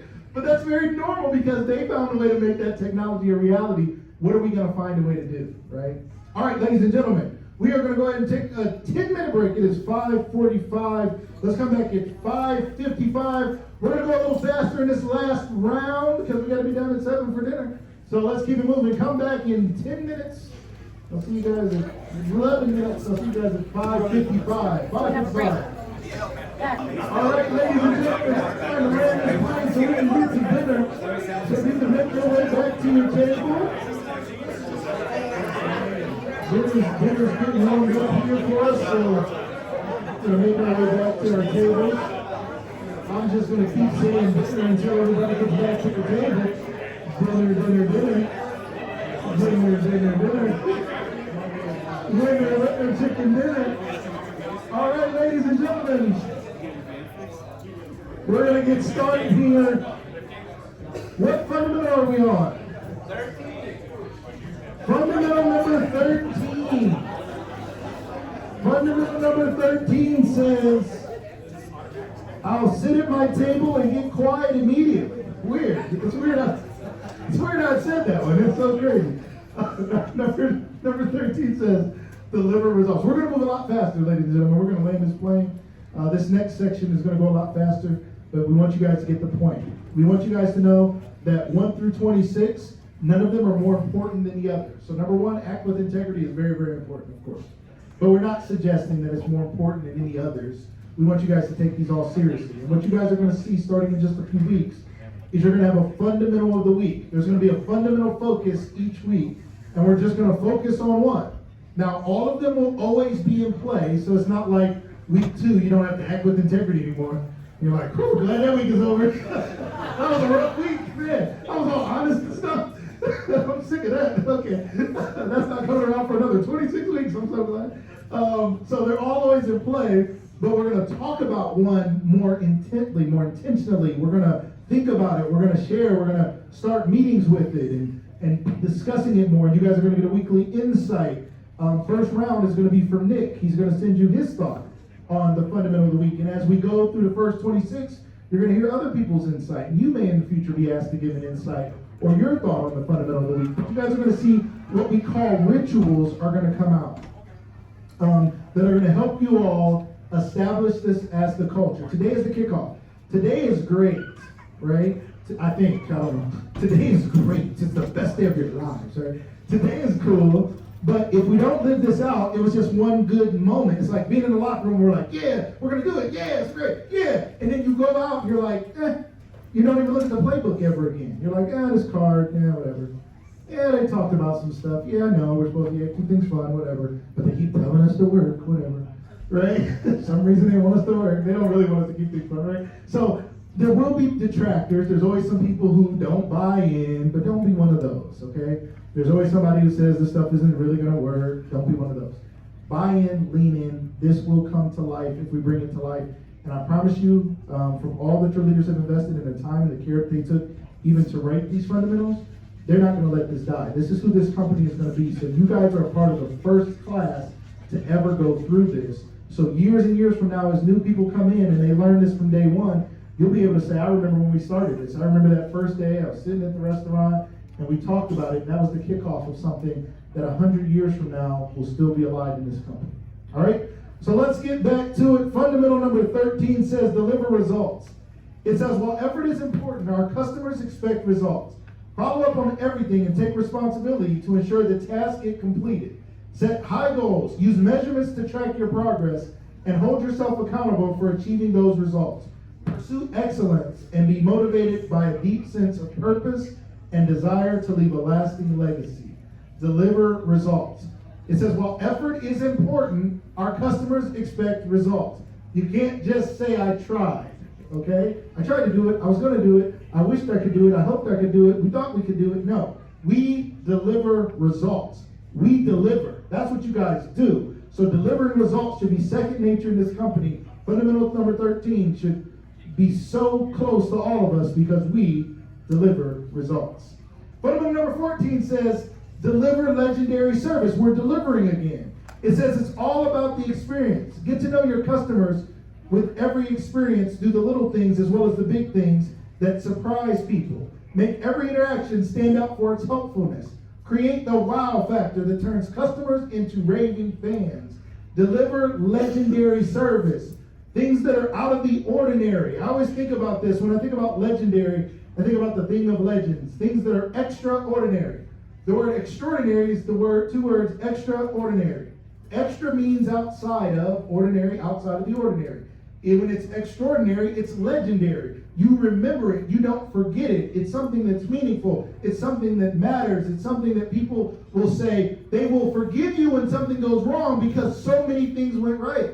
You built so much rapport with them, you built such a good relationship, you built such a good reputation, you created a wow so many times that even though tomorrow something doesn't go perfectly well, you've delivered legendary service so many times, they're not going to be as upset. When I think about extraordinary, it also reminds me of the #1 best-selling movie, 1982, was about this little dude who was trying to phone home. Anybody know what that was? E.T. And E.T. stands for what?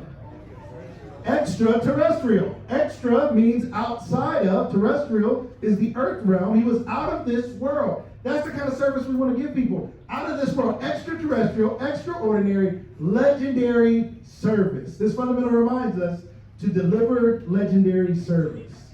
Fundamental number 15 says embrace change. It says what got us here is not the same as what will get us to the next level. Get outside your comfort zone rather than stubbornly hanging on to old ways of doing things. Be excited by the possibilities that change and growth bring. Embrace change. Embrace means to wrap your arms around it. I travel a lot, so I go to airports all the time. Right? I was at one yesterday, I'll be at one tomorrow. People are always embracing. They're saying welcome home or see you soon. They're wrapping your arms around each other. If we don't wrap our arms around the idea that things are going to change, we're going to be left behind. Nick said it to me earlier. He said you're either growing or you're dying as a company. We got to wrap our arms around the fact that things are going to grow, things are going to change. This is a change. Some of you are going to wrap your arms around it and embrace it.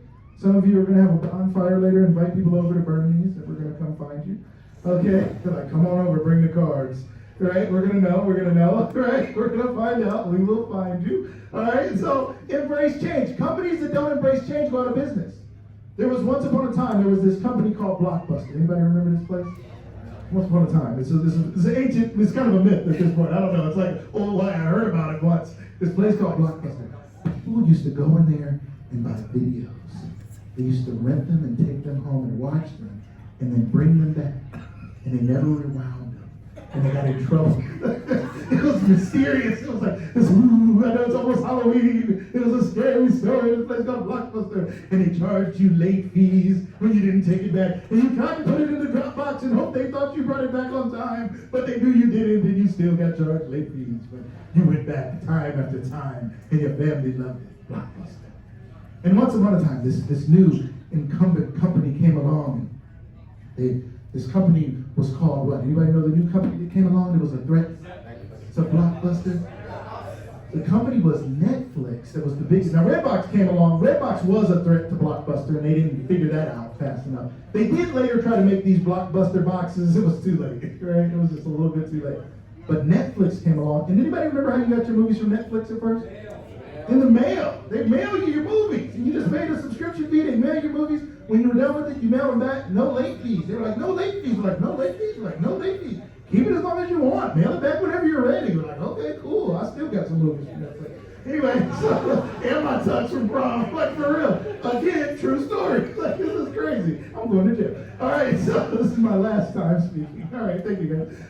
So we're talking about embracing change here, right? So, Blockbuster, here's the crazy part. Circa 2002, 2003, Netflix was running out of cash, right? They had this good business model. They were innovative. They were cool. It was working. And they were running out of money, though. So they went to Blockbuster and they said, why don't you guys buy us out?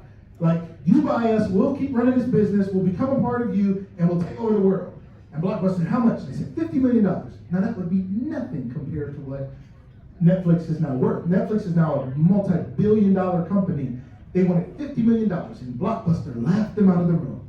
They said, get out of here, no way. And one of the reasons they laughed them out of the room is because they could not embrace the change of not having late fees. They said, our business model is too dependent on late fees. Your model will never work. And they laughed them out of the room. And now who's laughing? Right? Again, Netflix is a multi-billion-dollar company. Blockbuster no longer exists because they would not wrap their arms around the need to change. Again, I said, take this personally. This is not just a business concept. This is in your personal life, too. There's probably something in your life that you're resisting changing, and it's probably causing you problems in your life because you're like, I just don't want to change. This is who I am. And if you don't like me for who I am, then you don't even like you for who you are half the time. Come on, right? I mean, that's what I always say to people. They're like, if they don't like me for who I am, like, to be honest, though, none of us fully like ourselves and we feel like we're all growing and changing. It's okay to change. Embrace it. Wrap your arm. I'm not saying change the core of who you are, give up on your values, and I'm not saying that. No, you have some core values that you believe in. Stick to those things. But there's other stuff that you could change, right? So let's wrap our mind around it. Blockbuster refused to do it. They're no longer in business.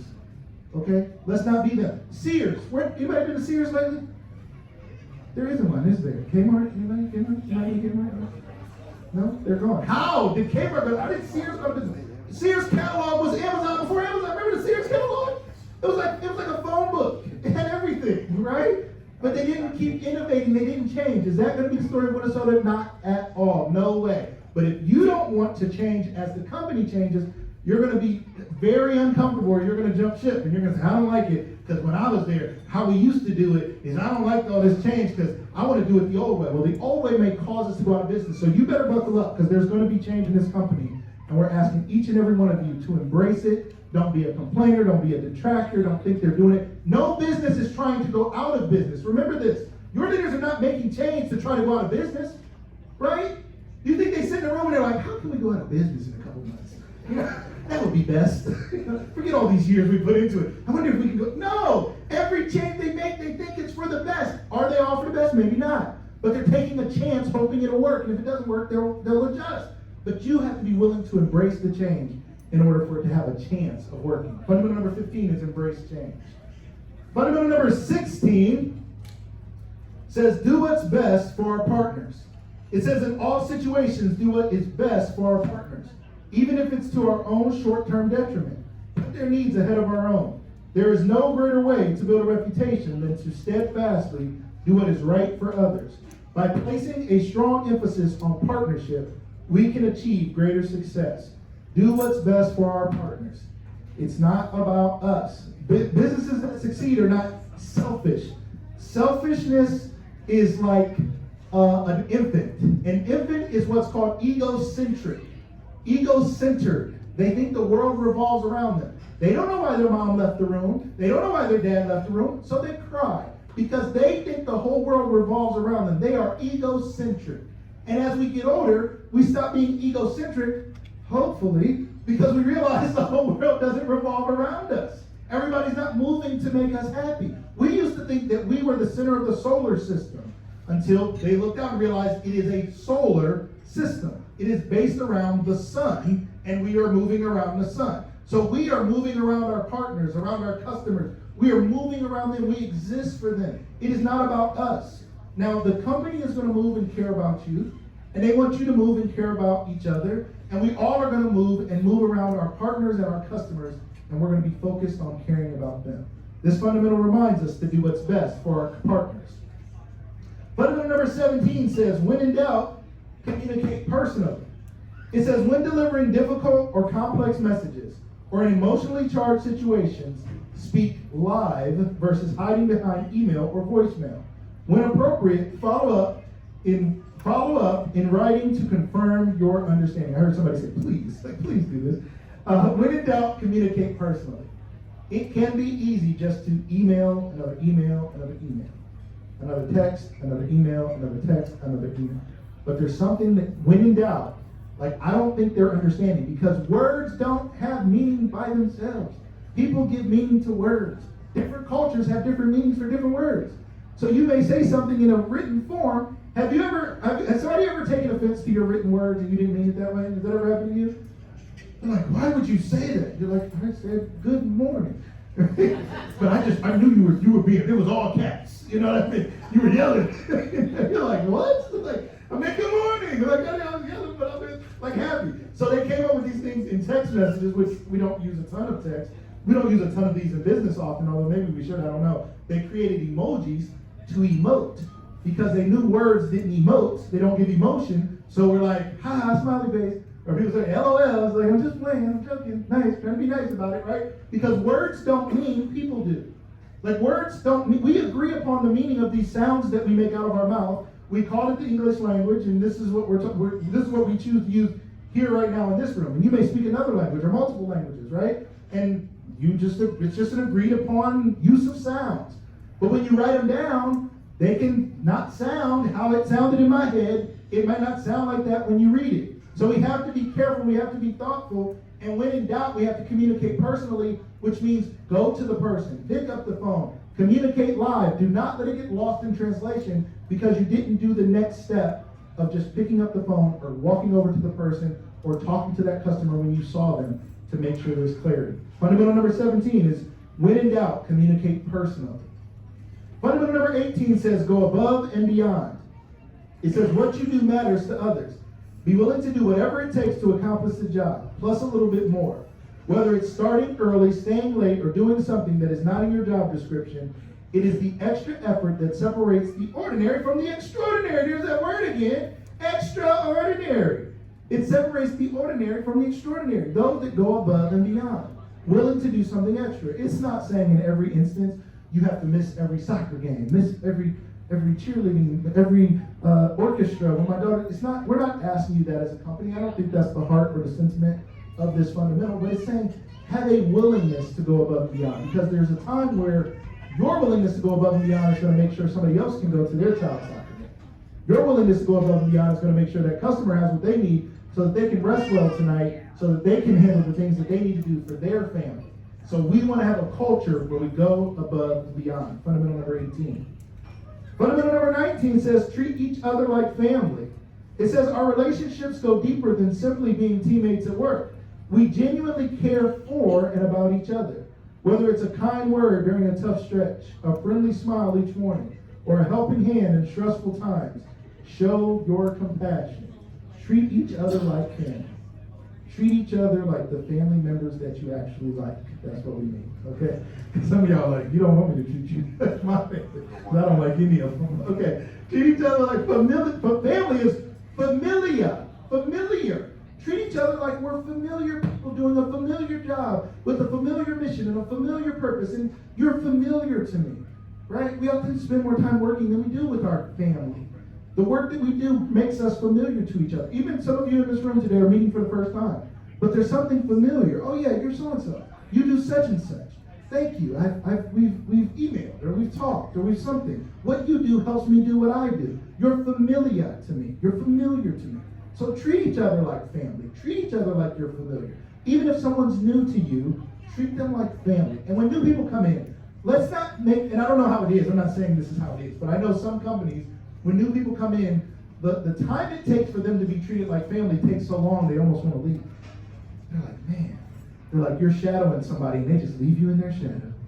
And they're cold in their shadow, and they're just walking around sad, and they're just looking back at them like, why are you still following me? It's like, I'm supposed to shadow you. They told me to do this. You're like, oh, you're just following me around like a little brother. Leave me alone, right? Like, that's not the kind of culture we want to have. We want to be family, all right? So let's remember to treat each other like family, fundamental number 19.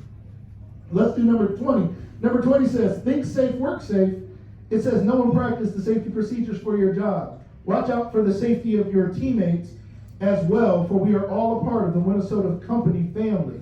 Never take shortcuts that compromise your safety or that of your teammates. Have an impeccable safety and inspection record.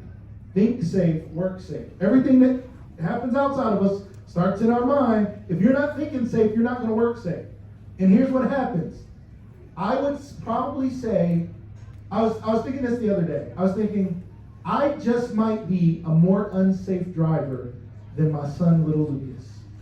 Little Lucas, my little guy, he's bigger than me now. He's 20 and he's like this big. He's a big dude.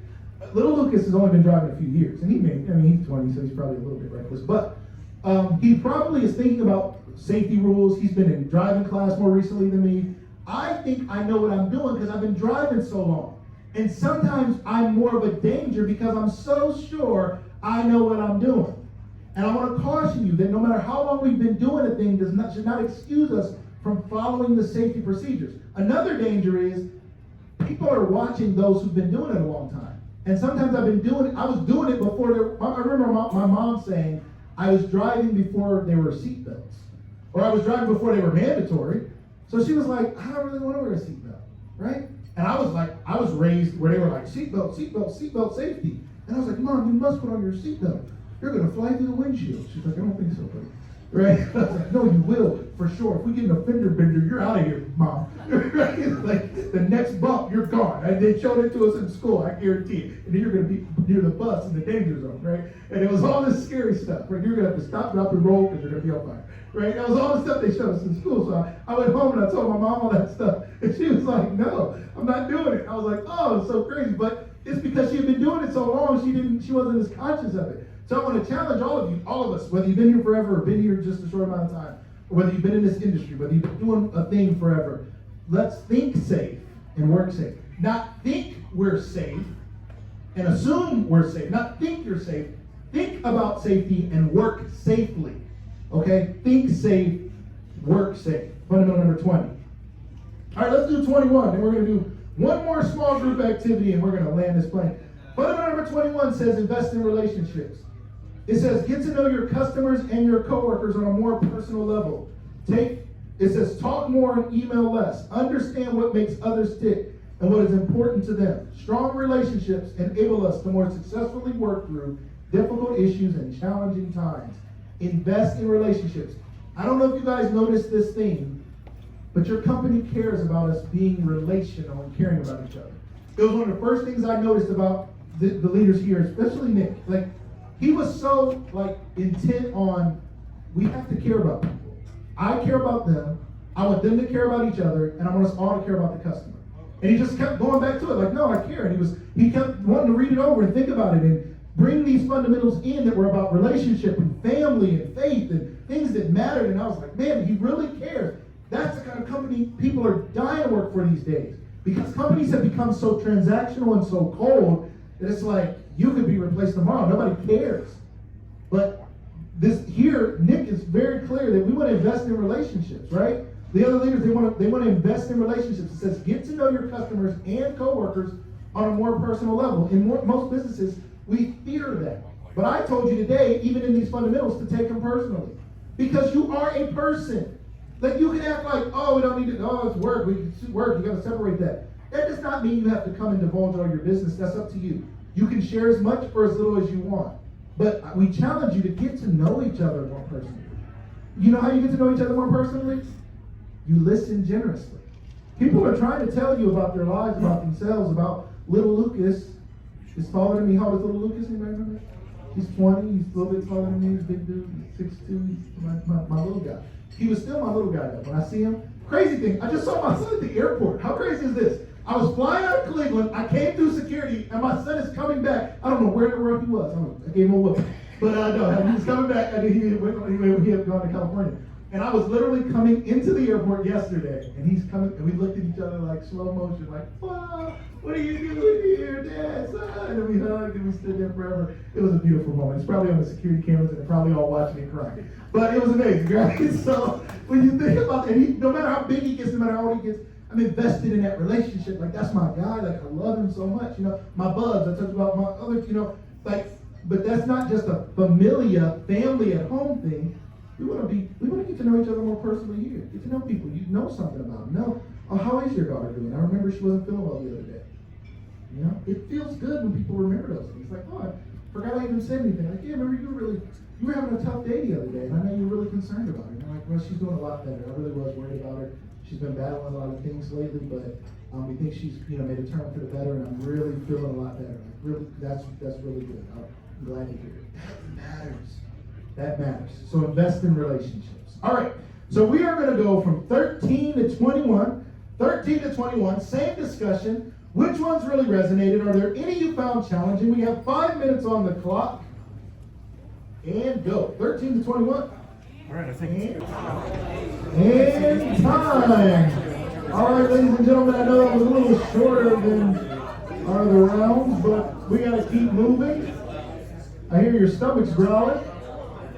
Time ready for dinner? All right, well, let's roll. This round, I just want to get some volunteers who would like to share for themselves, not for the table.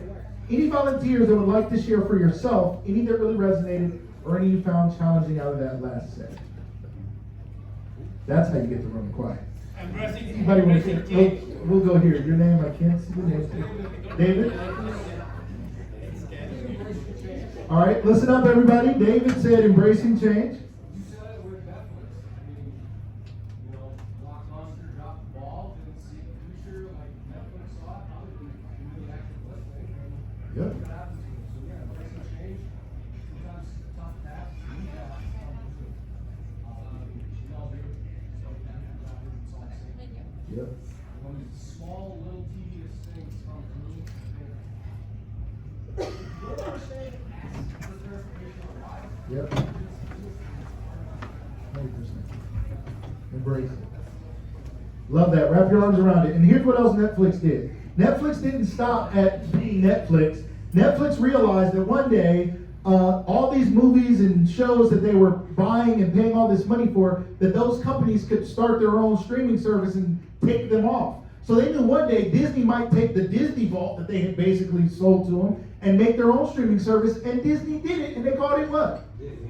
Disney Plus, they did. And they knew one day NBC Universal might take Seinfeld and Friends and Law and Order and all of their shows and create their own thing, and they did, and they called it Stupid. Somebody go to Stupid Peacock. But Peacock, nonetheless, Mrs. Peacock, she was in Clue. Mrs. Peacock, look at that. And Peacock and Paramount Plus came, and they have CBS and MTV and all those shows. So they saw that coming. I remember reading an article many years ago, and they said by 2015 or something, they were going to have 50% original content. And I was thinking, that's a terrible idea, because CBS original movies and ABC original movies, and those were always terrible. I was like, no, don't do that. But they did a good job, because they got Dwayne "The Rock" Johnson and Kevin Hart and Jennifer Aniston. They got real movie stars, and they invested in real movie production, and they made real movies, and they made real shows and real reality shows and real stuff that people wouldn't know the difference. My kids don't think NBC, ABC, Netflix is any different. They just talk about shows, and so do many of us. So they did a great job embracing change, right? And they kept it going, all right? What's another one? Somebody else. I would say going above and beyond. One thing this company has taught me when we started out, head down to business. I don't do a route. I put in work and whatever. Anytime I go out, at least once a year, I get a compliment from a friend and go above and beyond any other business. That's true. I love it. Go above and beyond. Let's give it a try, man. Very good. Doesn't take much. Yeah. Right? Isn't that fascinating? Because customer service is so bad.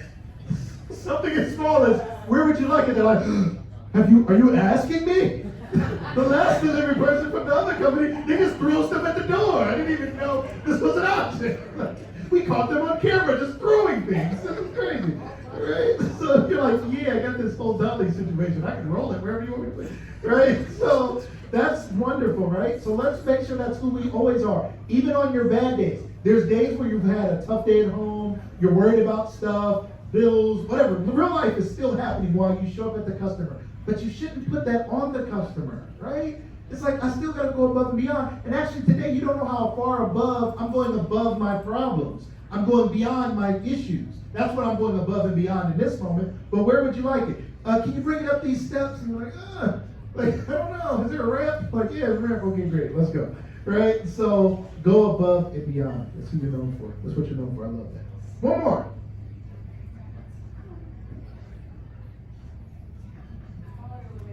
Don't be shy. I see people pointing back here to back. My friend with the beard in the back. Big Mike. Let's go. Treat each other like family. Treat each other like family. I was here for like 5 years, then I left for 15 months. And when they got busy, they called me back and was like, come on home. Wow. Oh, let's give a hand for that. I love that.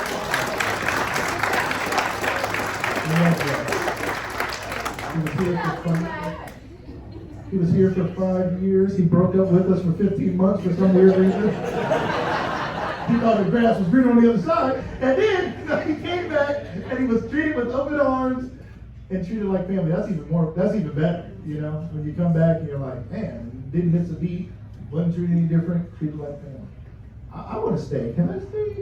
You guys are so good. I got to go back to my regular stuff. All right, let's keep rolling. We're going to land this plane, ladies and gentlemen. We are almost there. What number are we on? You guys are all over the place. I don't know. I think we're going to go with number 22. Some of y'all are trying to be done. Some of y'all are like 26. All right. You're like 26, buddy. Let's go. All right, 22. 22 says, Be positive and assume positive intent. It says you have the power to choose your attitude. Choose to be joyful, optimistic, and enthusiastic. Always remember your attitude is contagious. So spread optimism and positive energy. Give people the benefit of the doubt. Work from the assumption that people are good, fair, and honest. Be positive and assume positive intent. Ladies and gentlemen, what you see is what you get in life. People who always see things and people as negative and everything is a problem, everything in their life is a problem. And everybody around them is negative because that's what they see. Life isn't really what's happening, it's how you perceive it. It's glass half full, glass half empty. That's not just a glass, that's like all of life.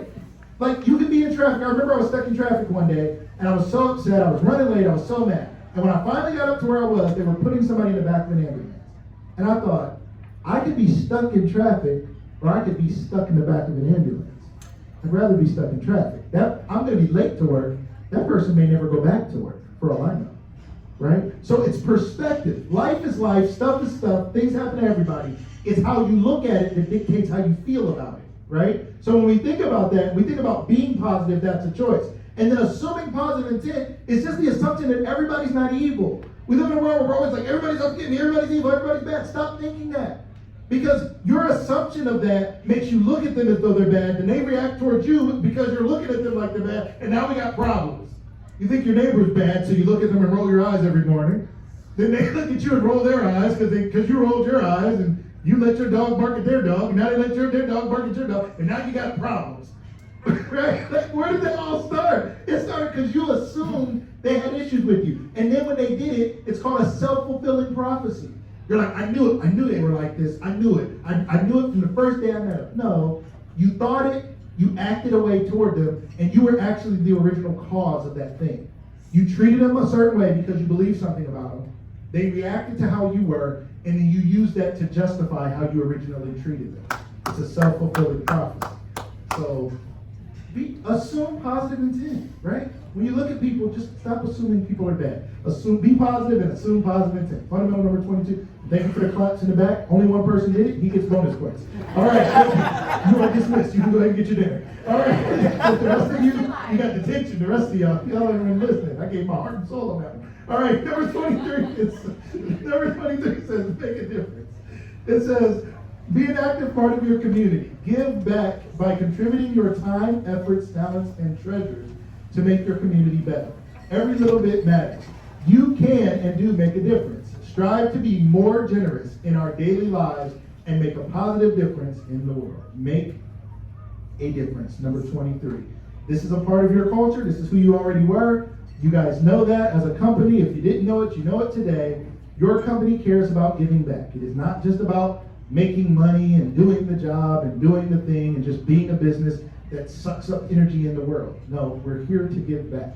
It's something your owners, your leaders truly believe in, and they want you to carry that same heart into everything you do, that at the end of the day, we want to be people who are in a position to give back and make a difference. Fundamental number 23 is make a difference. Fundamental number 24 says treat everyone with dignity and respect. It says treat others in a way that honors their self-worth and respects their value as unique individuals, regardless of their background, appearance, or beliefs. Act with kindness, compassion, and patience. Treat everyone with dignity and respect. I always say this. Some people say respect is something to be earned. I don't think that. Because if respect is something to be earned, that means my first time meeting you, I can disrespect you. It'd be like, you're like, hi, my name is Steve. I'm like, shut up, Steve. I don't know you yet. You have not yet earned my respect. Stand down, Steve. Get out of my face. And I just mush Steve right away, right? Like, I can't do that, right? You have not yet earned my respect. He's like, give me a chance. I'm like, you take some time. Get away, right? It's not like that. It's like, everybody gets respect, and then some people earn more. Some people lose respect. I'm like, man, I lost respect for them. I don't like the way they treated that person. I don't like the way they talked to that person. I don't like the way, whatever it is. There's people who I've looked at, I'm like, man, that's not cool how they treated their team. That's not cool how they treated their family or something. And I lost a little respect for them. And that doesn't mean I'm going to come in and disrespect them. I might lose a little respect. And there's a lot of people I gain respect. I've gained so much respect for this business, for your leaders over this last 6 months and then over today, for all of you. And even how you guys clap for each other and things like that. That doesn't always happen. That rarely happens, to be honest. That you guys took a moment to celebrate each other and celebrate what you guys have done is special. So I've gained even more respect, okay? But we want to treat everyone with dignity and respect. It is not something that you start in the negative and hope to get in the positive. It's something we do from day one with everyone we interact with, and we go from there. This fundamental reminds us to treat everyone with dignity and respect. Fundamental number 25 says be proactive. It says solve problems before they happen by anticipating future issues, planning for contingencies, and addressing them in advance. Work with appropriate lead times. Preventing issues is always better than fixing them. Be proactive. The word pro means before. So before you act, think. Sometimes we don't take enough time planning. We just go run the play. We just go do things. We're so busy moving. Like, no, I just got to go do it. Well, a few minutes of planning can save you trouble, right? They say measure twice, cut once, right? So be proactive by thinking. Use foresight, not hindsight. It's easy to look back and wish you had done something. It's a little bit harder to look forward and plan, but that's the place where we win. Foresight, proactive. Pro means before. We give our kids provision. Provision is what we provide for our children for the vision we have for them being successful people. So we provide provision. We give them provision. That's food and shelter and love and all the things we give them. Proactive means before I act, I think, and I plan, and I prepare to be successful. This fundamental reminds us to be proactive. And last but not least, fundamental number 26 simply says smile. It says acknowledge others and greet people with genuine joy, care, and concern. Show people they are worth your time and attention. A simple smile can brighten someone's day, and it sets the tone for a positive, productive interaction. Smile. This is one of my favorite fundamentals I've ever heard. This was extremely original from your company. There's some of these that other companies have or have a derivative of. Some of these, you're not reinventing the wheel, that we want to speak up or something like that. But to smile is something that's really special. It's something that Nick and Lauren and Jim, they really thought about this one, and it matters. And I don't know if you guys know this, but I smile a little bit. Again, I like to keep things fun, and I like to smile. I loved it when they said this. Something that small, just smiling, just choosing to look at people and smile. We live in such a cold world. I think even since COVID, we wore masks so long, we forgot how to look up at people and smile and interact, right? It's like you go to the store, you go places, people don't even look at each other anymore. People don't even look up. We're so used to being masked and not, even when we had on masks, I would always try to smile with my eyes. I was the only weird person doing this all the time. Like, he must have it. He must be sick. Something's wrong with him. His eyebrows keep going up. But body language, there's a great book called What Everybody Is Saying by a guy named Joe Navarro. And he talks about when you really genuinely smile, your eyebrows do go up. And they're like, when you think about it, if you see a new baby in the family, you're like, oh, a new baby, oh my God. You smile, your eyebrows go up, that's a genuine smile. So let's start smiling, let's greet each other, and let's follow these fundamentals. Ladies and gentlemen, there's more to come. Today was just the kickoff. Please lean in. Every piece they tell you about this, everything they ask you to do with this, we ask you guys to be the champions of this. This is the beginning. If you guys buy in and lean in and build on this, generations to come will be living this out because you guys were the seeds that made this thing grow. My name is Lucas Tyndale. It's been my absolute pleasure being here with you guys today. Thank you guys so much.